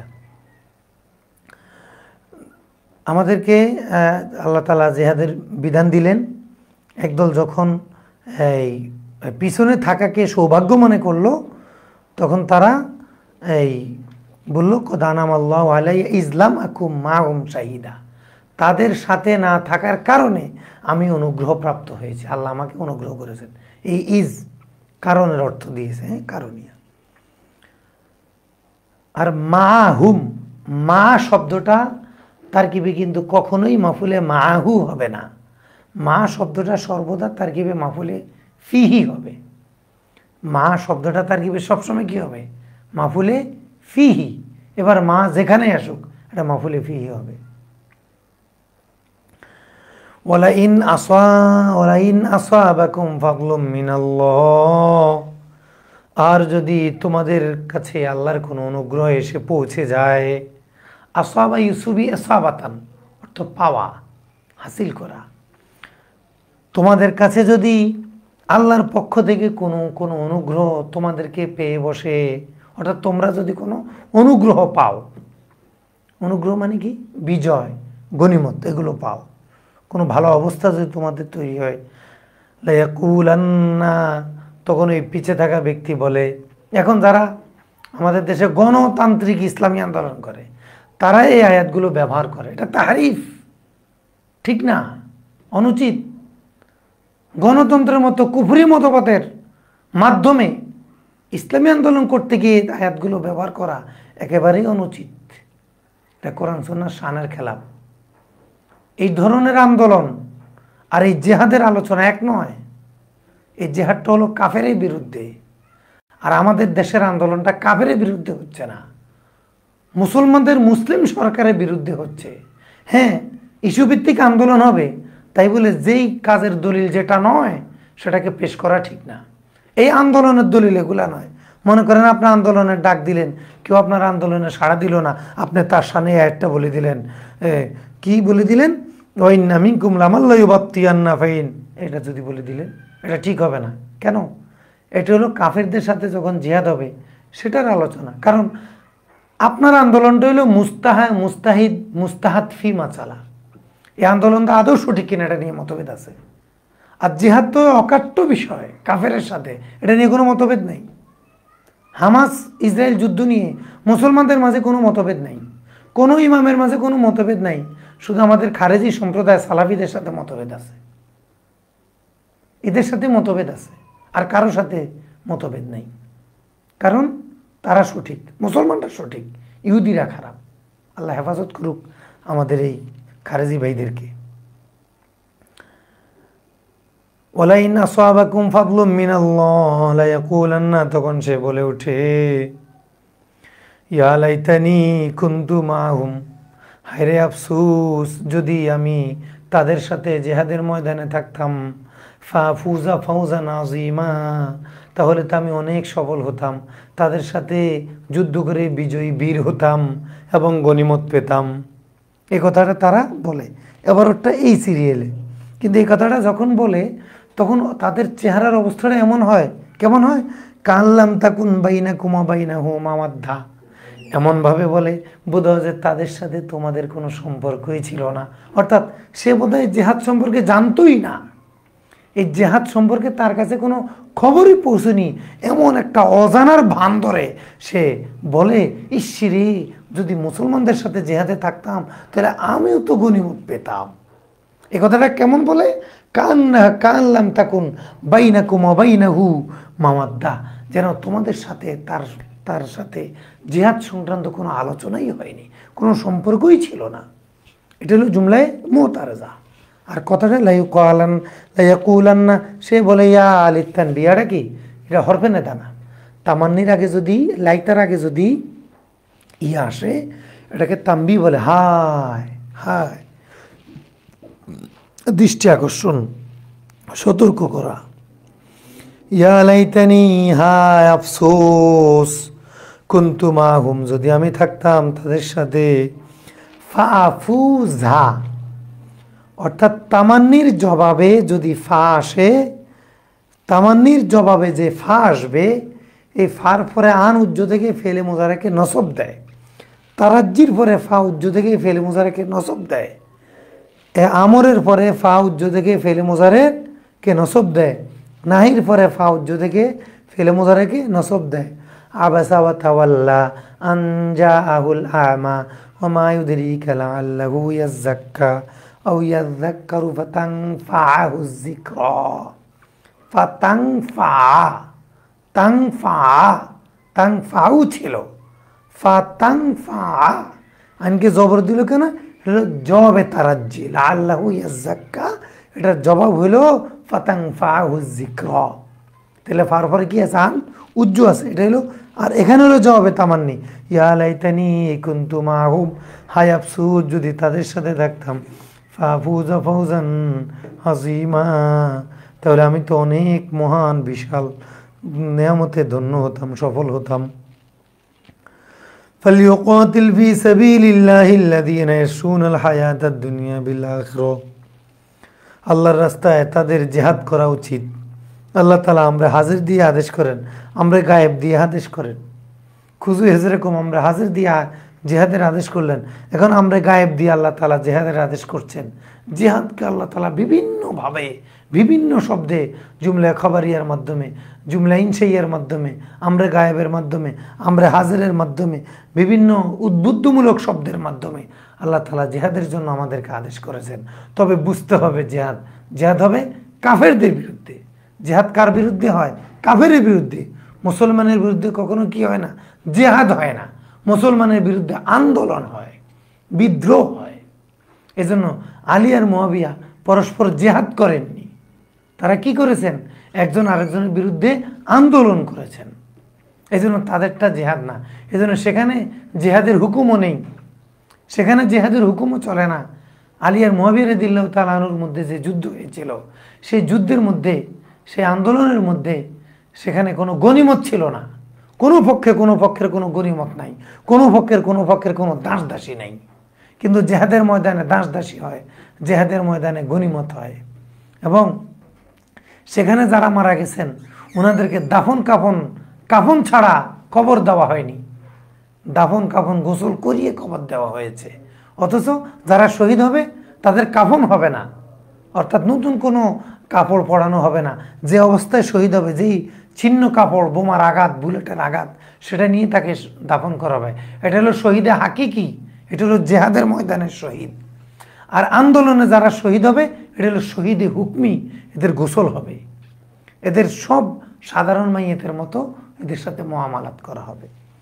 জেহাদ যদি হয়, জেহাদ যদি হাকিকি হয়, শহীদও হাকিকি, শহীদ যদি হাকিকি না হয়, জেহাদও হাকিকি না। এজন্য আমাদের দেশের কোনো আন্দোলনে যারা আন্দোলন করেন, ওই আন্দোলনের সমর্থক যারা, ওই আলেমরাও বলেন না যে আন্দোলনে মারা গেলে তার কাফন হবে না, এটা বলেন না। কিন্তু সত্যি কাফেরদের সাথে যেখানে জিহাদ হয়, যেমন আমাদের হামাসের ভাইরা যে ইসরায়েলের বিরুদ্ধে জিহাদ করতেছে, ওনারা যখন মারা যাবে, এই জিহাদে যারা শহীদ হবে এদের কিন্তু কাফন হবে না। এদেরকে যে পোশাকে পড়ছে এই পোশাকে কি হবে? দাফন হবে। হ্যাঁ, আর কেউ যদি মাজলুম হয়ে মারা যায়, যে ইসরায়েল আক্রমণ করলো, গুলি করে মেরে ফেলছে, এদের কাফন হবে, কারণ এরা মুজাহিদ না, এরা মাজলুম। তো মুজাহিদ শহীদ হয়, মাজলুমরাও শহীদ হয়। পার্থক্য কি? হাকিকি হুকমি। আমাদের দেশের যারা আন্দোলন করে এরা অনেক সময় কি মাজলুম হয়ে মারা যায়, এই জন্য এরা হলো হুকমি শহীদ। এই জন্য আমাদের এটা জেহাদে হাকিকি নয়, এটা শাব্দিক জিহাদ বলা যেতে পারে, ইসতিলাহি জিহাদ তো বলাই যাবে না। এই জন্য এগুলো কিন্তু ইসতিলাহি জিহাদের আলোচনা। কানলাম তাকুন বাইনাকুম বাইনাহু, কানলাম তাকুন, এখানে একটু কথা, কানলাম তাকুন, এবার একটা ছিল কান্নাহু লাম তাকুন। এই বিষয়টা কি? এখানে নাহুর একটা চ্যাপ্টার আছে, মুখাফফাফা আনিল মুসাক্কালা। মুখাফফাফা আনিল মুসাক্কালা, এটা কি আবারত? মুখাফফাফা মানে কাআন, আর মুসাক্কালা মানে কাআন্না। আন্না, ইন্না, কাআন্না, কাআন। এই যে তাসদীদকে সুকুন দিয়ে পড়লাম, এটাকে বলে মুখাফফাফা। আর যদি হরফে মুশাব্বাহ বিল ফেলটাকে যদি আমরা সুকুন দিয়ে পড়ি, তাহলে কাআন, এটা উচ্চারণ হবে। তো কখন আমরা মুখাফফাফা পড়ব, কখন মুসাক্কালা পড়ব? জুমলা ইসমিয়ার আগে আসলে মুসাক্কালা পড়তে হবে।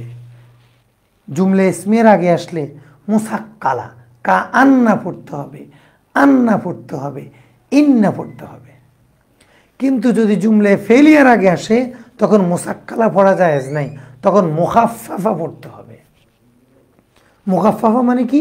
হরফে মুশাব্বাহ বিল ফেলের এই কয়টাকে তাসদীদকে বাদ দিয়ে সুকুন দেওয়া, এটাকে বলে মুসাক্কালা।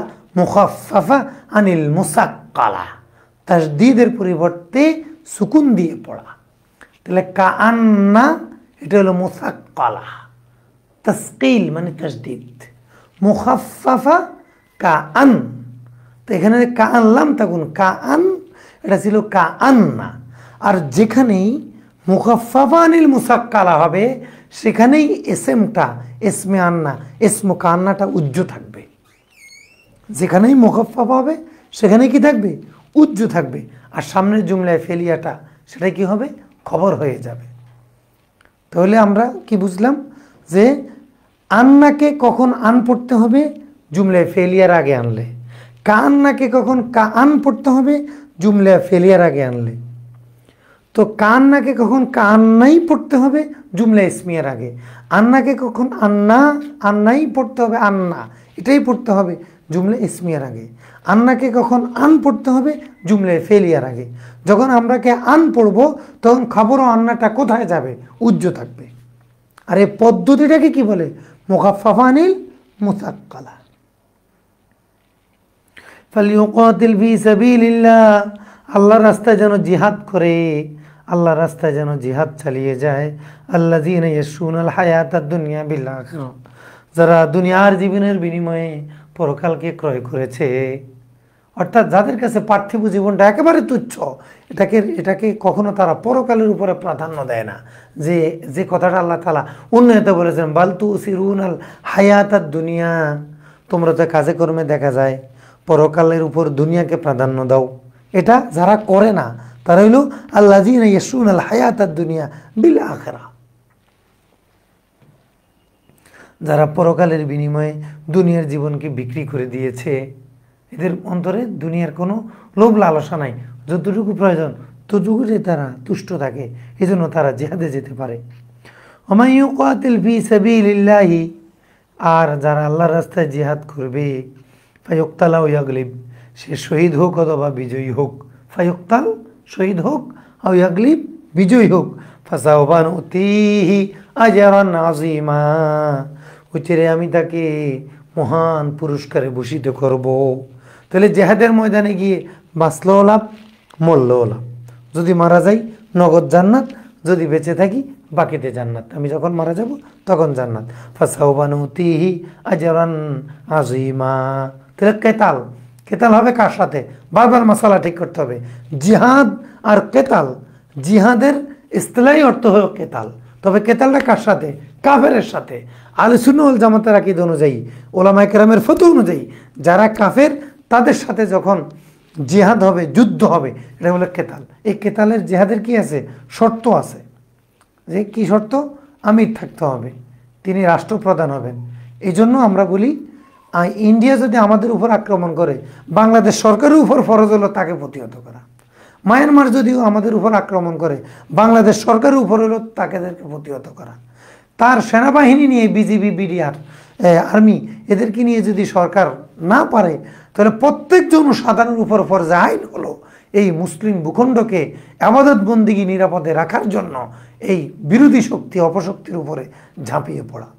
সবে তাদের নেতৃত্বে এলোপাতারি অগুছালো ভাবে না। জিহাদ অগুছালো ইবাদত না, এটা একটু এক আমিরের অধীন হইতে হবে। একাধিক আমির এখানে চলবে না, এক আমিরের অধীনে জিহাদ চলবে। ফাসাওফা নুতিহি আজরান আযীমা। আল্লাহ তাআলা কিছু সাহাবীর সম্পর্কে বলছেন, যাদেরকে মক্কায় আটকে রাখা হয়েছিল, তারা হিজরত করতে পারেনি, তাদের উপর অনেক নির্যাতন করা হয়েছিল। তখন আল্লাহ তাআলা এই আয়াত নাজিল করে মজলুম মুসলমানদের পক্ষে নিরাপদ মুসলমানদেরকে দাঁড়ানোর আদেশ করেছেন। ওমা আলাকুম, কি হলো তোমাদের, ওমা আলাকুম কি হলো তোমাদের। তাহলে আল্লাহ তাআলা প্রথমে কি বললেন, আমরা হাজির, পরে বললেন কি, আমরা গায়েব। উদ্বুদ্ধ করলেন, যারা জিহাদের ময়দানে চলে গেছো সতর্ক থাকো, যারা ময়দানে যাও নাই, যদি তুমি সত্যিকারের পরকালের বিনিময়ে দুনিয়াকে বিক্রি করে থাকো, অর্থাৎ পরকালই তোমার কাছে মূল, দুনিয়া মূল নয়, এটা যদি ঠিক হয়ে থাকে তাহলে তোমার জিহাদ করা উচিত। এরপরে আল্লাহ ধমক দিয়ে বললেন, এরপরে যখন মুসলমানরা জিহাদ করে না, তখন আর ধমক, এই কি হলো তোমাদের। এই কথাটা আমরা কখন বলি? আমরা বলি না, যাও, আরে গেলে তো তোমার অনেক ফায়দা হবে, অনেক ভালো হবে, এতভাবে বোঝানোর পরে যে যায় না, তখন আমরা কি বলি, এই কি হলো তোমার, যাও না কেন। আল্লাহ তাআলার মানে আদেশের পদ্ধতিটা এত সুন্দর, এত মনোমুগ্ধকর, এত দর্শন এবং এত বাস্তবিক, এত দার্শনিক কায়দায়। ওমা আলাকুম, কি হলো তোমাদের, লা তুকাতিলুনা ফি সাবিলিল্লাহ, আল্লাহর রাস্তায় জিহাদ করছো না। ওয়াল মুস্তাদআফিনা মিনার রিজালি ওয়ান নিসাই ওয়াল বিলদান, দুর্বল নারী পুরুষ শিশুদের পক্ষে তোমরা কেন জিহাদ করছো না। যারা মক্কায় আটকে আছে, যারা ফিলিস্তিনে আটকে আছে, তোমরা কেন তাদের জন্য সাহায্য করছো না? এখন ফিলিস্তিনিদেরকে আমরা কিভাবে সাহায্য করব? মন চাইলে কি 5 টাকা পাঠাতে পারবো? কিছুই পাঠাতে পারবো না। সরকার যদি পাঠায় তাহলে আমরা কিছু পাঠাতে পারবো, আমাদের রুজু পাঠায়। তবে আমরা একটা কাজ করতে পারি, ফিলিস্তিনি ভাইদের রক্তের মূল্য একটাভাবে আমরা প্রত্যেকেই দিতে পারি, এতে সরকারের কাছে যাওয়া লাগবে না। সেটা হলো ইসরায়েলি পণ্য বয়কট করা। ইসরায়েলি পণ্য, এই আরএফএল প্রাণ কোম্পানির সকল পণ্য, এগুলো যদি আমরা বয়কট করি, পেপসি, কোকা-কোলা, তারপরে ইউনিলিভার, এগুলার এই জাতীয় যতগুলো আছে আপনারা মোতালা করে নেবেন কি কি পণ্য আছে। তো আমরা যখনই কোনো কিছু কিনতে যাব আগে তাহকিক করব এটা পৃথিবীর কোনো ইহুদির কিনা। পৃথিবী শুধু ইসরায়েলের না, পৃথিবীর কোনো ইহুদির কোনো কোম্পানি থেকে মাল না কিনে ফিলিস্তিনি ভাইদের পাশে দাঁড়ান। আপনি মন চাইলে তো ফিলিস্তিনে যেতে পারবেন না। আল আকসাকে রক্ষা করতে হলে ইহুদিদের পণ্য বয়কট করতে হবে। যেহেতু আমেরিকা তাদেরকে সাহায্য করে, আমেরিকান পণ্য বয়কট করতে হবে, খ্রিস্টানদের পণ্য বয়কট করতে হবে। আমাদের যে সকল বাঙালি মুসলিম কোম্পানি আছে অথবা পৃথিবীর অন্য কোনো মুসলিম কোম্পানি আছে তাদের মাল কিনতে হবে। আর যদি একান্ত ঠেকে যান তাহলে জরুরত অনুযায়ী কিনতে হবে। এটা হলো হুরমতে আকসার আদায়ের একটা সঠিক এবং সহজ পদ্ধতি। ওমা লাকুম, কি হলো তোমাদের, লা তুকাতিলুনা ফি সাবিলিল্লাহ, আল্লাহর রাস্তায় জিহাদ করছো না, ওয়াল মুস্তাদাফিন, দুর্বল নারী পুরুষ শিশুদের পক্ষে জিহাদ করছো না, যারা পৃথিবীর বিভিন্ন দেশে আটকে আছে তাদের পক্ষে জিহাদ করছো না। মন চাইলে কি বিমানে করে গিয়ে জিহাদ করা যাবে? যাবে না। তবে একটা কাজ কি করা যাবে, দোয়া করা যাবে, চোখের পানি ছাড়া যাবে, আর কাফেরদের পণ্য বর্জন করতে হবে। কাফেরদের পণ্য বর্জন করতে হবে, যে কোনোভাবে যত কাফের আছে কাফেরদের পণ্য বর্জন করতে হবে। আমাদের দেশে যারা আছে, যে সকল কোম্পানি আছে, যে ফ্রেশ কোম্পানি, আকিস কোম্পানি, তারপরে কোহিনুর কেমিক্যাল, এগুলো আমাদের দেশের কোম্পানি, মুসলিম কোম্পানি। আমরা এদের সাবান, এদের টুথপেস্ট, আমরা এগুলো ব্যবহার করব। আমরা যে মালিক কিনবো, ইউনিলিভার দেখবো বাদ। এটা ছিল লিভার ব্রাদার্স। যখন আফগানিস্তানের আক্রমণ করলো তারা, তখন এই দেশের পুরা পৃথিবীর মুসলমানরা লিভার ব্রাদার্সকে বর্জন করলো। তখন এই পণ্ডিতের বাচ্চারা নতুন করে কোম্পানি খুলেছে, ওই লিভার ব্রাদার্সের নাম দিছে ইউনিলিভার। যাবেন কোথায়? বাজারে যে সাবানটা সবচেয়ে ভালো দেখবেন এটা ইউনিলিভারের। তাহলে লিভার ব্রাদার্সের নতুন নাম, নতুন নাম বলতে বুঝেছি আরও 10-15 বছর আগে। তাহলে তারা এখন ইউনিলিভার নামে নেমেছে। যেইটার মধ্যে দেখবেন ইউনিলিভার, এটা বাদ। পেপসি, কোকা-কোলা বাদ, আরএফএল, প্রাণ, এরা বাদ। এরা কাদিয়ানি, এদের পণ্য কেনা শানে রেসালতের খেলাফ। যার মধ্যে হব্বে মোহাম্মদ থাকবে, যার মধ্যে হব্বে মুস্তফা থাকবে, সে কখনো আরএফএলের মাল কিনতে পারে না। এখন তো মসজিদের সূত্রটা আরএফএলের, মসজিদের বদনা থেকে শুরু করে একবারে সূত্রটা পর্যন্ত আরএফএলের, সব আরএফএলের। কেন কিনেন এগুলা? আকল বুদ্ধি নেই, ব্যবসা কেবল হলেই করবেন। আরে ভাই, আপনাকে ব্যবসা দিলে কি ব্যবসা নেবেন? আপনি কোন নবীর উম্মত আপনি জানেন? কাদিনের কাফের। এদেরকে যে কাফের বলবে, ইতস্ত করবে, সেও কাফের। ইতস্ত করা যাবে না, বিনা দ্বিধায় বলতে হবে কাদিয়ানি কাফের, কাদিয়ানি কাফের। আপনি কাফের পণ্য এখন সংগ্রহ করতেছেন, পৃথিবীর বিভিন্ন দেশে এদের কোম্পানি সয়লাভ হচ্ছে। আর আমাদের এই যে সাতক্ষীরা এলাকা, আমাদের যে বিভিন্ন বর্ডার এলাকা, রাঙ্গামাটি এলাকা, এই পার্বত্য এলাকাগুলোকে মুসলমানদেরকে ধরে ধরে কাদিয়ানি বানাচ্ছে।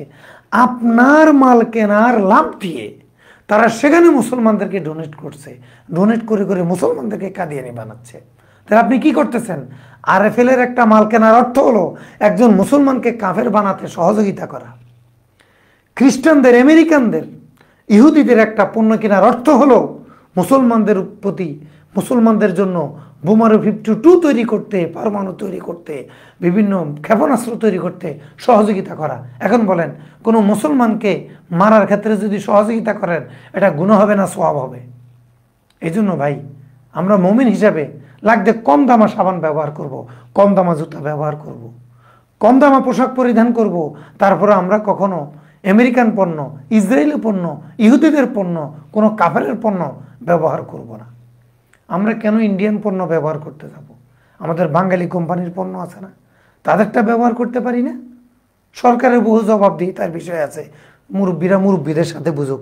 আমাকে তো সে বাধ্য করে না এটা কিনতে, আমার দেশের কোম্পানি মারা আমি কিনবো, ফ্রিজ কোম্পানি, আকিস কোম্পানি, কোহিনুর কোম্পানি, আমি তো জানি না খুব একটা, আপনারা এগুলো তাহকিক করে নেবেন যে বাঙালি মুসলিম কোম্পানির কি কি আছে, বা আমাদের সৌদি আরবের কোম্পানি, অর্থাৎ মুসলমানদের এগুলো আমরা সংগ্রহ, এটা কিন্তু ইমানি গায়রাত, এটা আমাদেরকে খেয়াল রাখতে হবে। আল্লাযীনা ইয়াকুলুনা, ওই মাজলুম মুসলমানেরা বলে, ভূমি বিলিং ধসে যখন তারা বলতে থাকে, রব্বানা আখরিজনা মিন হাযিল ক্বরিয়াতি আয-যালিমি আহলুহা, হে আমাদের রব, আখরিজনা আমাদেরকে বের করে নিন, মিন হাযিল ক্বরিয়াতি এই গ্রাম থেকে, আয-যালিমি আহলুহা যে এলাকার মানুষেরা জালেম, আমাদের প্রতি জুলুম করে। এখানে খুব সুন্দর একটা নাম আছে, একটাকে বলে সিফত দুই প্রকার, সিফতে হাকিকি, সিফতে মানবী। নাতে হাকিকি, নাতে মানবী। নাতের আরেকটা নাম কি? সিফত। তো সিফতে হাকিকি, সিফতে মানবী। সিফতে হাকিকি কাকে বলে? সিফতটা যদি হুবহু মাসুফের হয় এটাকে বলে সিফতে হাকিকি।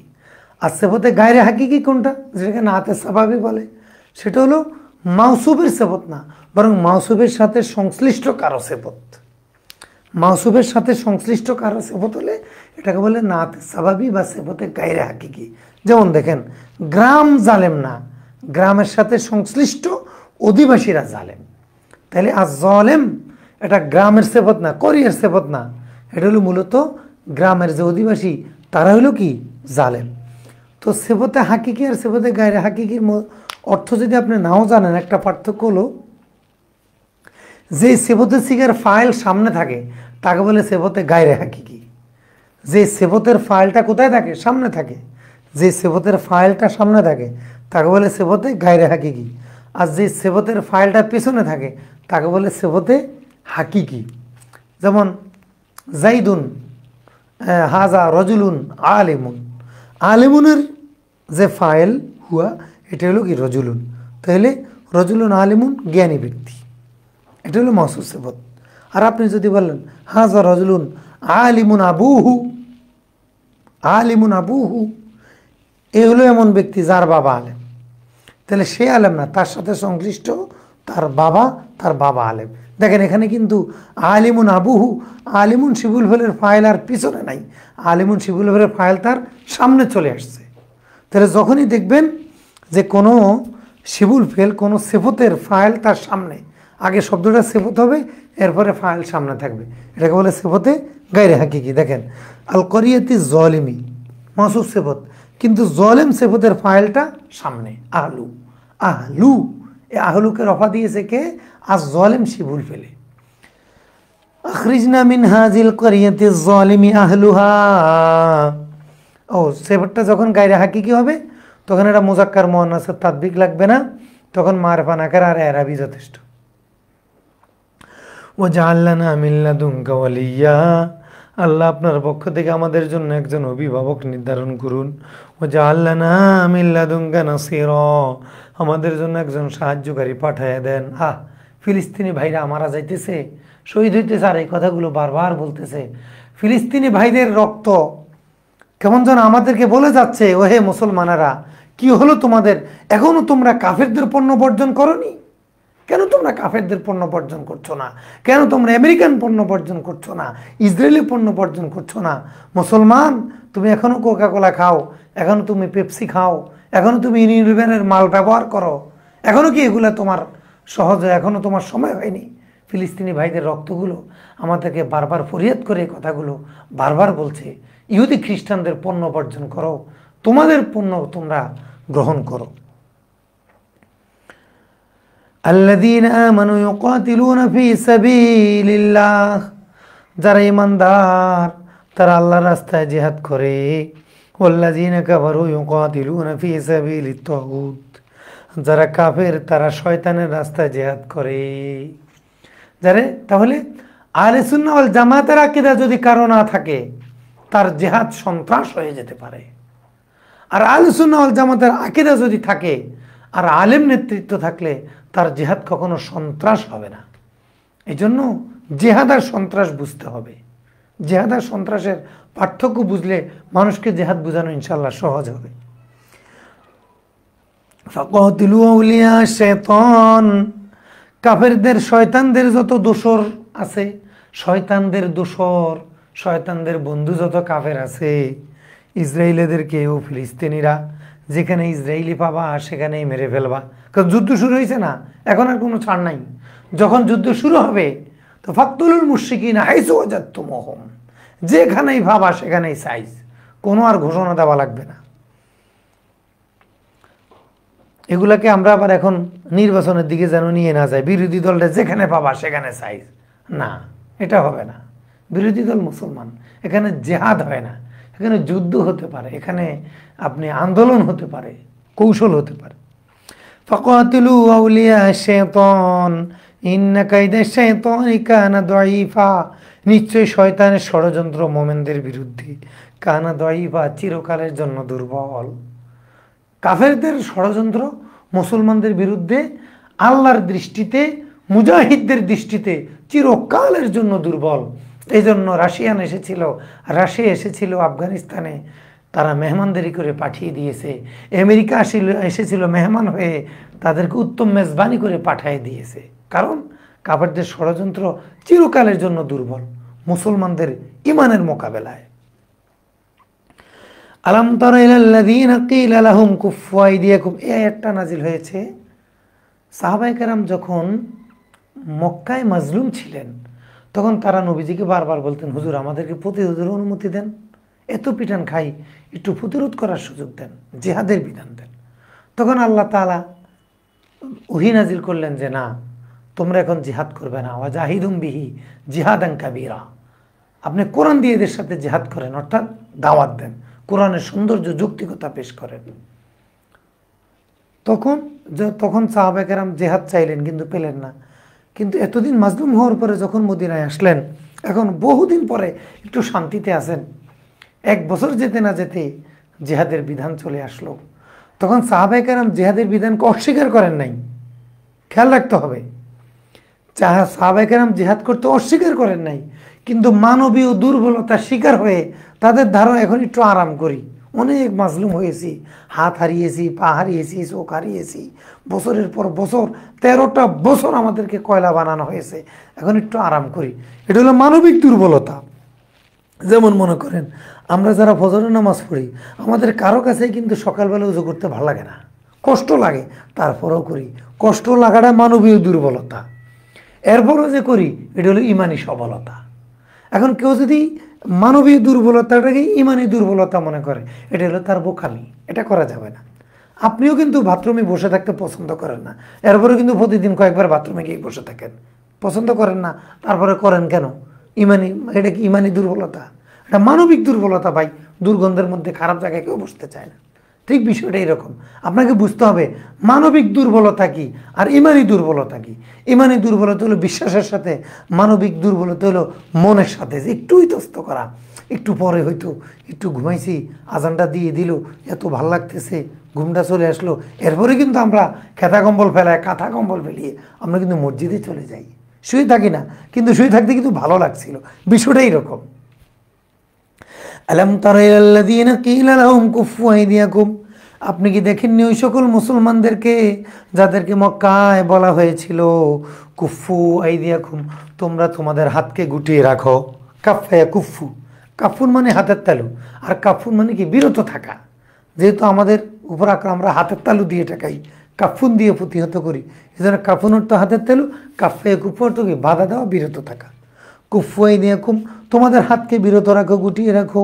ওয়া আকিমুস সালাহ, যথাযথভাবে নামাজ আদায় করো। আকিমুস সালাহ মানে নামাজ প্রতিষ্ঠা করা না, রাষ্ট্রীয়ভাবে নামাজ প্রতিষ্ঠাকে ইকামাতুস সালাহ বলে না। এটা পৃথিবীর কোনো মুফাসসির বুঝেন নাই।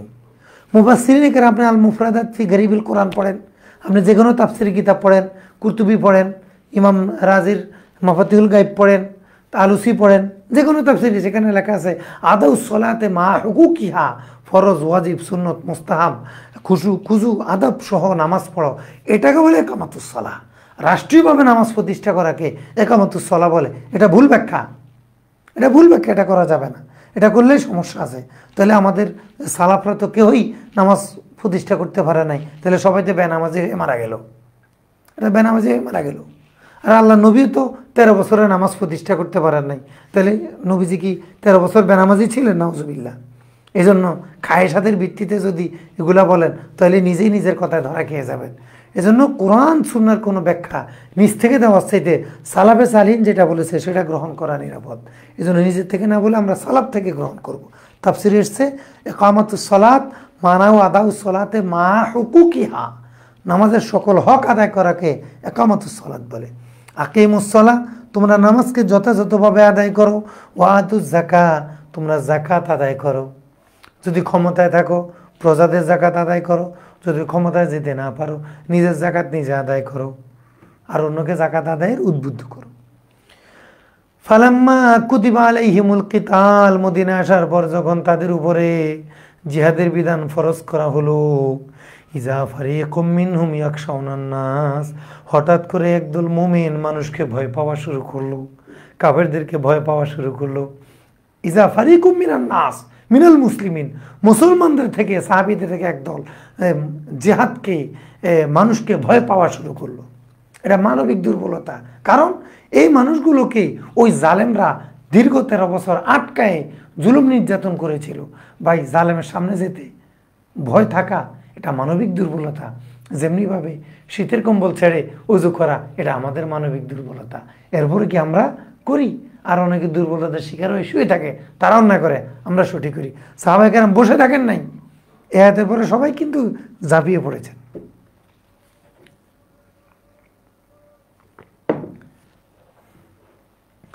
কুতিবা আলাইহিমুল কিতাল, যখন তাদের উপরে জিহাদের বিধান ফরজ করা হলো, তারা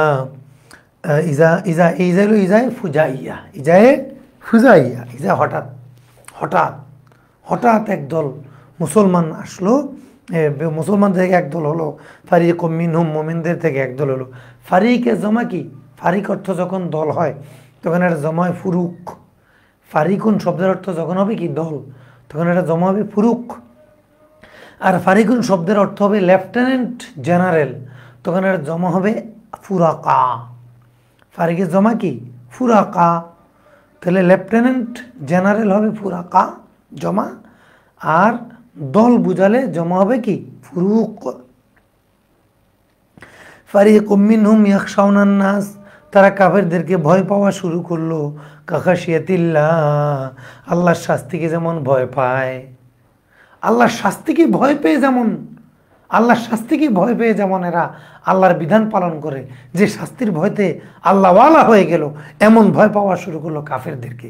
এটা কি সাহাবায়ে কেরামের সমালোচনা হচ্ছে, না মানবীয় দুর্বলতা প্রকাশ করে তাদেরকে জিহাদের প্রতি উদ্বুদ্ধ করা হচ্ছে? মনে রাখবেন, আপনি অন্যায় করার কারণে আপনার ছেলেকেই মারেন, আপনার ছেলে অন্যায় করলে আপনি তাকে মারেন, কিন্তু পাশের বাড়ির ছেলে অন্যায় করলে কিন্তু তাকে মারেন না। তাই বলে কোনো বোকা যদি বুঝে এই ছেলেটাকে মারেন, তাহলে আপনার ছেলেকে আপনি ভালোবাসেন না। একই অন্যায় পাশের বাড়ির ছেলেটা করলো, তাকে কিছুই বললেন না। কিছু কিছু বোকা আছে এই সকল আয়াত পড়ে, ওই যে যা কুম ফাসিকুম বিনাবাইন ফাতাবাইয়ানু, এই ধরনের আয়াত পড়ে সাহাবায়ে কেরামের সমালোচনার দুর্গন্ধ নিতে চায়। এরা আহমাক, এরা চরম বোকা। এরা এই মাসালা বোঝে না যে অন্যায়ের কারণে আমি আমার সন্তানকে মারতে পারি, কিন্তু আমার পাশের বাড়ির ছেলেকে মারতে পারি না। তো আল্লাহ তাআলা সাহাবায়ে কেরামকে এত ভালোবাসেন, এদের মনে একটু সমস্যা আসলে আল্লাহ তাআলা শাসন করে তাদেরকে সমাধান করে দিয়ে দেন। কাখাশিয়াতিল্লাহ আও আসাদ্দা খাশিয়া, আল্লাহর আযাবের চেয়েও তারা কাফেরদেরকে বেশি ভয় পায়। তাহলে সাদ্দা ইয়াসিদ্দু, সাবধান অর্থ বাঁধা, শক্ত করা। আর সাদ্দা ইয়াসিদ্দু সিদ্ধাতান অর্থ তীব্র হওয়া। আসাদ্দা খাশিয়া, তীব্র ভয় করে আল্লাহর চেয়েও, আল্লাহর শাস্তির চেয়ে এরা মানুষকে, কাফেরদেরকে তীব্র ভয় করে। সাহাবায়ে কেরামের মনের মধ্যে এতটুকু মানবিক দুর্বলতাও যেন না থাকে, এজন্য আল্লাহ প্রেসক্রিপশন দিয়ে দিলেন। এখন এটাকে কেউ কোনো ওই বোকার মতো হবে যে পাশের বাড়ির ছেলেটাকে না মারার কারণে বাবার আপন মনে করতেছে। এই লোকরা, এই সাহাবা সমালোচকরা এই ধরনের বোকা। ও কলু, তারা বলল, রব্বানা, ও আমাদের রব, লিমা কাতাবতা আলাইনাল কিতাল, আমাদের উপর জিহাদটাকে ফরজ করলা কেন? সবে মাত্র মাজলুম হয়ে মক্কা থেকে মদিনায় আসলাম, এখনো বেত্রাঘাতের তাদের ছড়ির আঘাত এখনো শুকায় নাই, দাগগুলো রয়ে গেছে। আল্লাহ এখনো যদি আবার মারামারি শুরু করি তো কেমন লাগবে? ওই আমাদের শীতকালের লেপের মতো। রব্বানা আলিমা কাতাবতা আলাইনাল কিতাল, আমাদের উপর আবশ্যক করে দিলা কেন? লাউলা আখারতানা, আল্লাহ যদি জিহাদের বিধানটাকে একটু বিলম্ব করে দিতা, ইলা আজালিন করিব, আরো কয়েকটা বছর পরে যদি এই মারামারির বিধানটা দিতা, একটু রেস্ট নিয়ে নামতাম। এই আয়াত দ্বারা কোনো বোকায় যেন না বুঝে সাহাবায়ে সংঘবদ্ধ হয়ে সিদ্ধান্ত নিয়েছে জিহাদ না করার, এটা না। এদের মনে আসছিল, ইসরে সবে মাত্র জুলুম থেকে আসলাম, আরো কয়টা বছর যদি একটু শান্তিতে থাকতাম। সাহাবায়ে কেরামকে আল্লাহ তাআলা এত ভালোবাসেন, এদের মনের মধ্যে এদের শান এত ঊর্ধ্বে, শান বিরোধী কিছু হলেও আল্লাহ তাআলা আয়াতের মাধ্যমে সংশোধন করে দিতেন। এগুলো হলো শানে সাহাবা, মাকামে সাহাবা। মুফতি শফি রহমতুল্লাহ একটা কিতাব আছে, মাকামে সাহাবা ও কারামতে সাহাবা, থানবী লাইব্রেরি থেকে চেপেছে, এই বইটা আপনারা সংগ্রহ করবেন। আরেকটা বই আছে বাজারে, দ্য রেফারেন্স বুক অফ সাহাবা। আরেকটা বই আছে ইতিহাসের কাঠগড়, হযরত মুআবিয়া রাদিয়াল্লাহু তাআলা আনহু, আবু তাহের মেজবা সাহেব হুজুর অনুবাদ করেছেন, দারুল কলম থেকে চেপেছে। ওই বইটা আপনারা সংগ্রহ করতে পারেন। মাকামে সাহাবার উপরে এগুলো খুব চমৎকার বই। লাউলা, হায়রে আলাউলা আখারতানা, আরো কয়েকদিন বিলম্ব করলা না কেন? লাউলা আখারতানা, আরো কয়েকদিন বিলম্ব করলা না কেন? এই লাউলা অর্থ হাল্লা। এখন প্রশ্ন, লাউলা কখন হাল্লার অর্থ দিবে? লাউলা এটা হলো হরফে, লাউলা তিন অর্থে আসে। কয় অর্থে আসে? তিন অর্থে আসে। হরফে ইমতেনা, হরফে তাহদিদ, হরফে তাওবিখ। হরফে ইমতেনা, হরফে তাহদিদ, হরফে তাওবিখ। হরফে ইমতেনা কখন হয়? জুমলে ইসমিয়ার আগে আসবে এবং এটার জবাবের সাথে লাম থাকবে। জুমলে ইসমিয়ার আগে আসবে, এটা জবাবের সাথে লামে তাকিদ থাকবে। এটা হলো হরফে ইমতেনা, অর্থাৎ একটা অস্তিত্বের জন্য আরেকটার অনুস্তিত্ব নির্ভরশীল। আরেকটা হলো লাউলা অর্থ হাল্লা, মানে হরফে তাহদিদ, উদ্বুদ্ধ করা, কোনো কিছু জোরালোভাবে কামনা করা, এটা হলো তাহদিদ। এটা কখন হবে? এই লাউলা যখন মাঝি, লাউলা যখন মুজারের মাঝির আগে আসবে, মাঝির আগে আসলে তখন এটা তাহদিদ হয়। মুজার আগে আসলেও কি হয়? তাহদিদ হয়। আবার অনেক সময় মাঝির আগে এসে তাওবিক হয়। তাওবিক আমরা বুঝবো কিভাবে? যেখানে নিন্দা করা উদ্দেশ্য হয় সেখানে তাওবিক, যে ছোট তাকে ভৎসনা করছে, তুমি কেন এটা করলে না? তুমি যদি এটা করতে, তাহলে সিয়াক সাবাক থেকে বুঝতে হবে এটা কি তাহদিদ নাকি তাওবিখ। তাহলে মাঝি মুজারের পূর্বে আসলে এটা কি হয়? তাহদিদ হয়। লাউলা আখারতানা, আল্লাহ কয়েকটা দিন বিলম্ব করলা না কেন? ইলা আজালিন করিব, কিছুদিন। আজালুন জমা কি আজালুন। কুল মাতাউদ দুনিয়া কলিল, আপনি বলে দিন দুনিয়ার উপভোক্ত খুবই সামান্য, দুনিয়ার উপভোক্ত একেবারে সামান্য সময়ের জন্য। ওয়াল আখিরাতু খাইর, আখিরাতটাই তো কল্যাণকর, উত্তম। লিমান ইত্তাকা, যারা আল্লাহর শাস্তিকে ভয় করে তাদের জন্য। ওয়ালা তুজলামুনা ফাতিলা, তোমরা ফাতিল পরিমাণও জুলুমের শিকার হবে না। ফাতিলুন, ফাতিলুন নাকিরুন। নাকির মানে খেজুরের বিচির মাঝে যে গর্ত থাকে, লম্বা গর্ত, এটার নাম হলো নাকির। আর এর লম্বা গর্তের উপরে যে একটা সাদা আঁশ থাকে, পুরো খেজুরের বিচির আবরণ না, খেজুর বিচির লম্বা গর্তের উপরে যে সাদা আঁশ থাকে, এই আঁশের নাম হইল ফাতিল। তো এই ফাতিল, এই সামান্য পরিমাণও তোমরা কি জুলমের শিকার হবে না। সময়, আমার সময় গেছে, কয়টা বাজে? 2:04 না?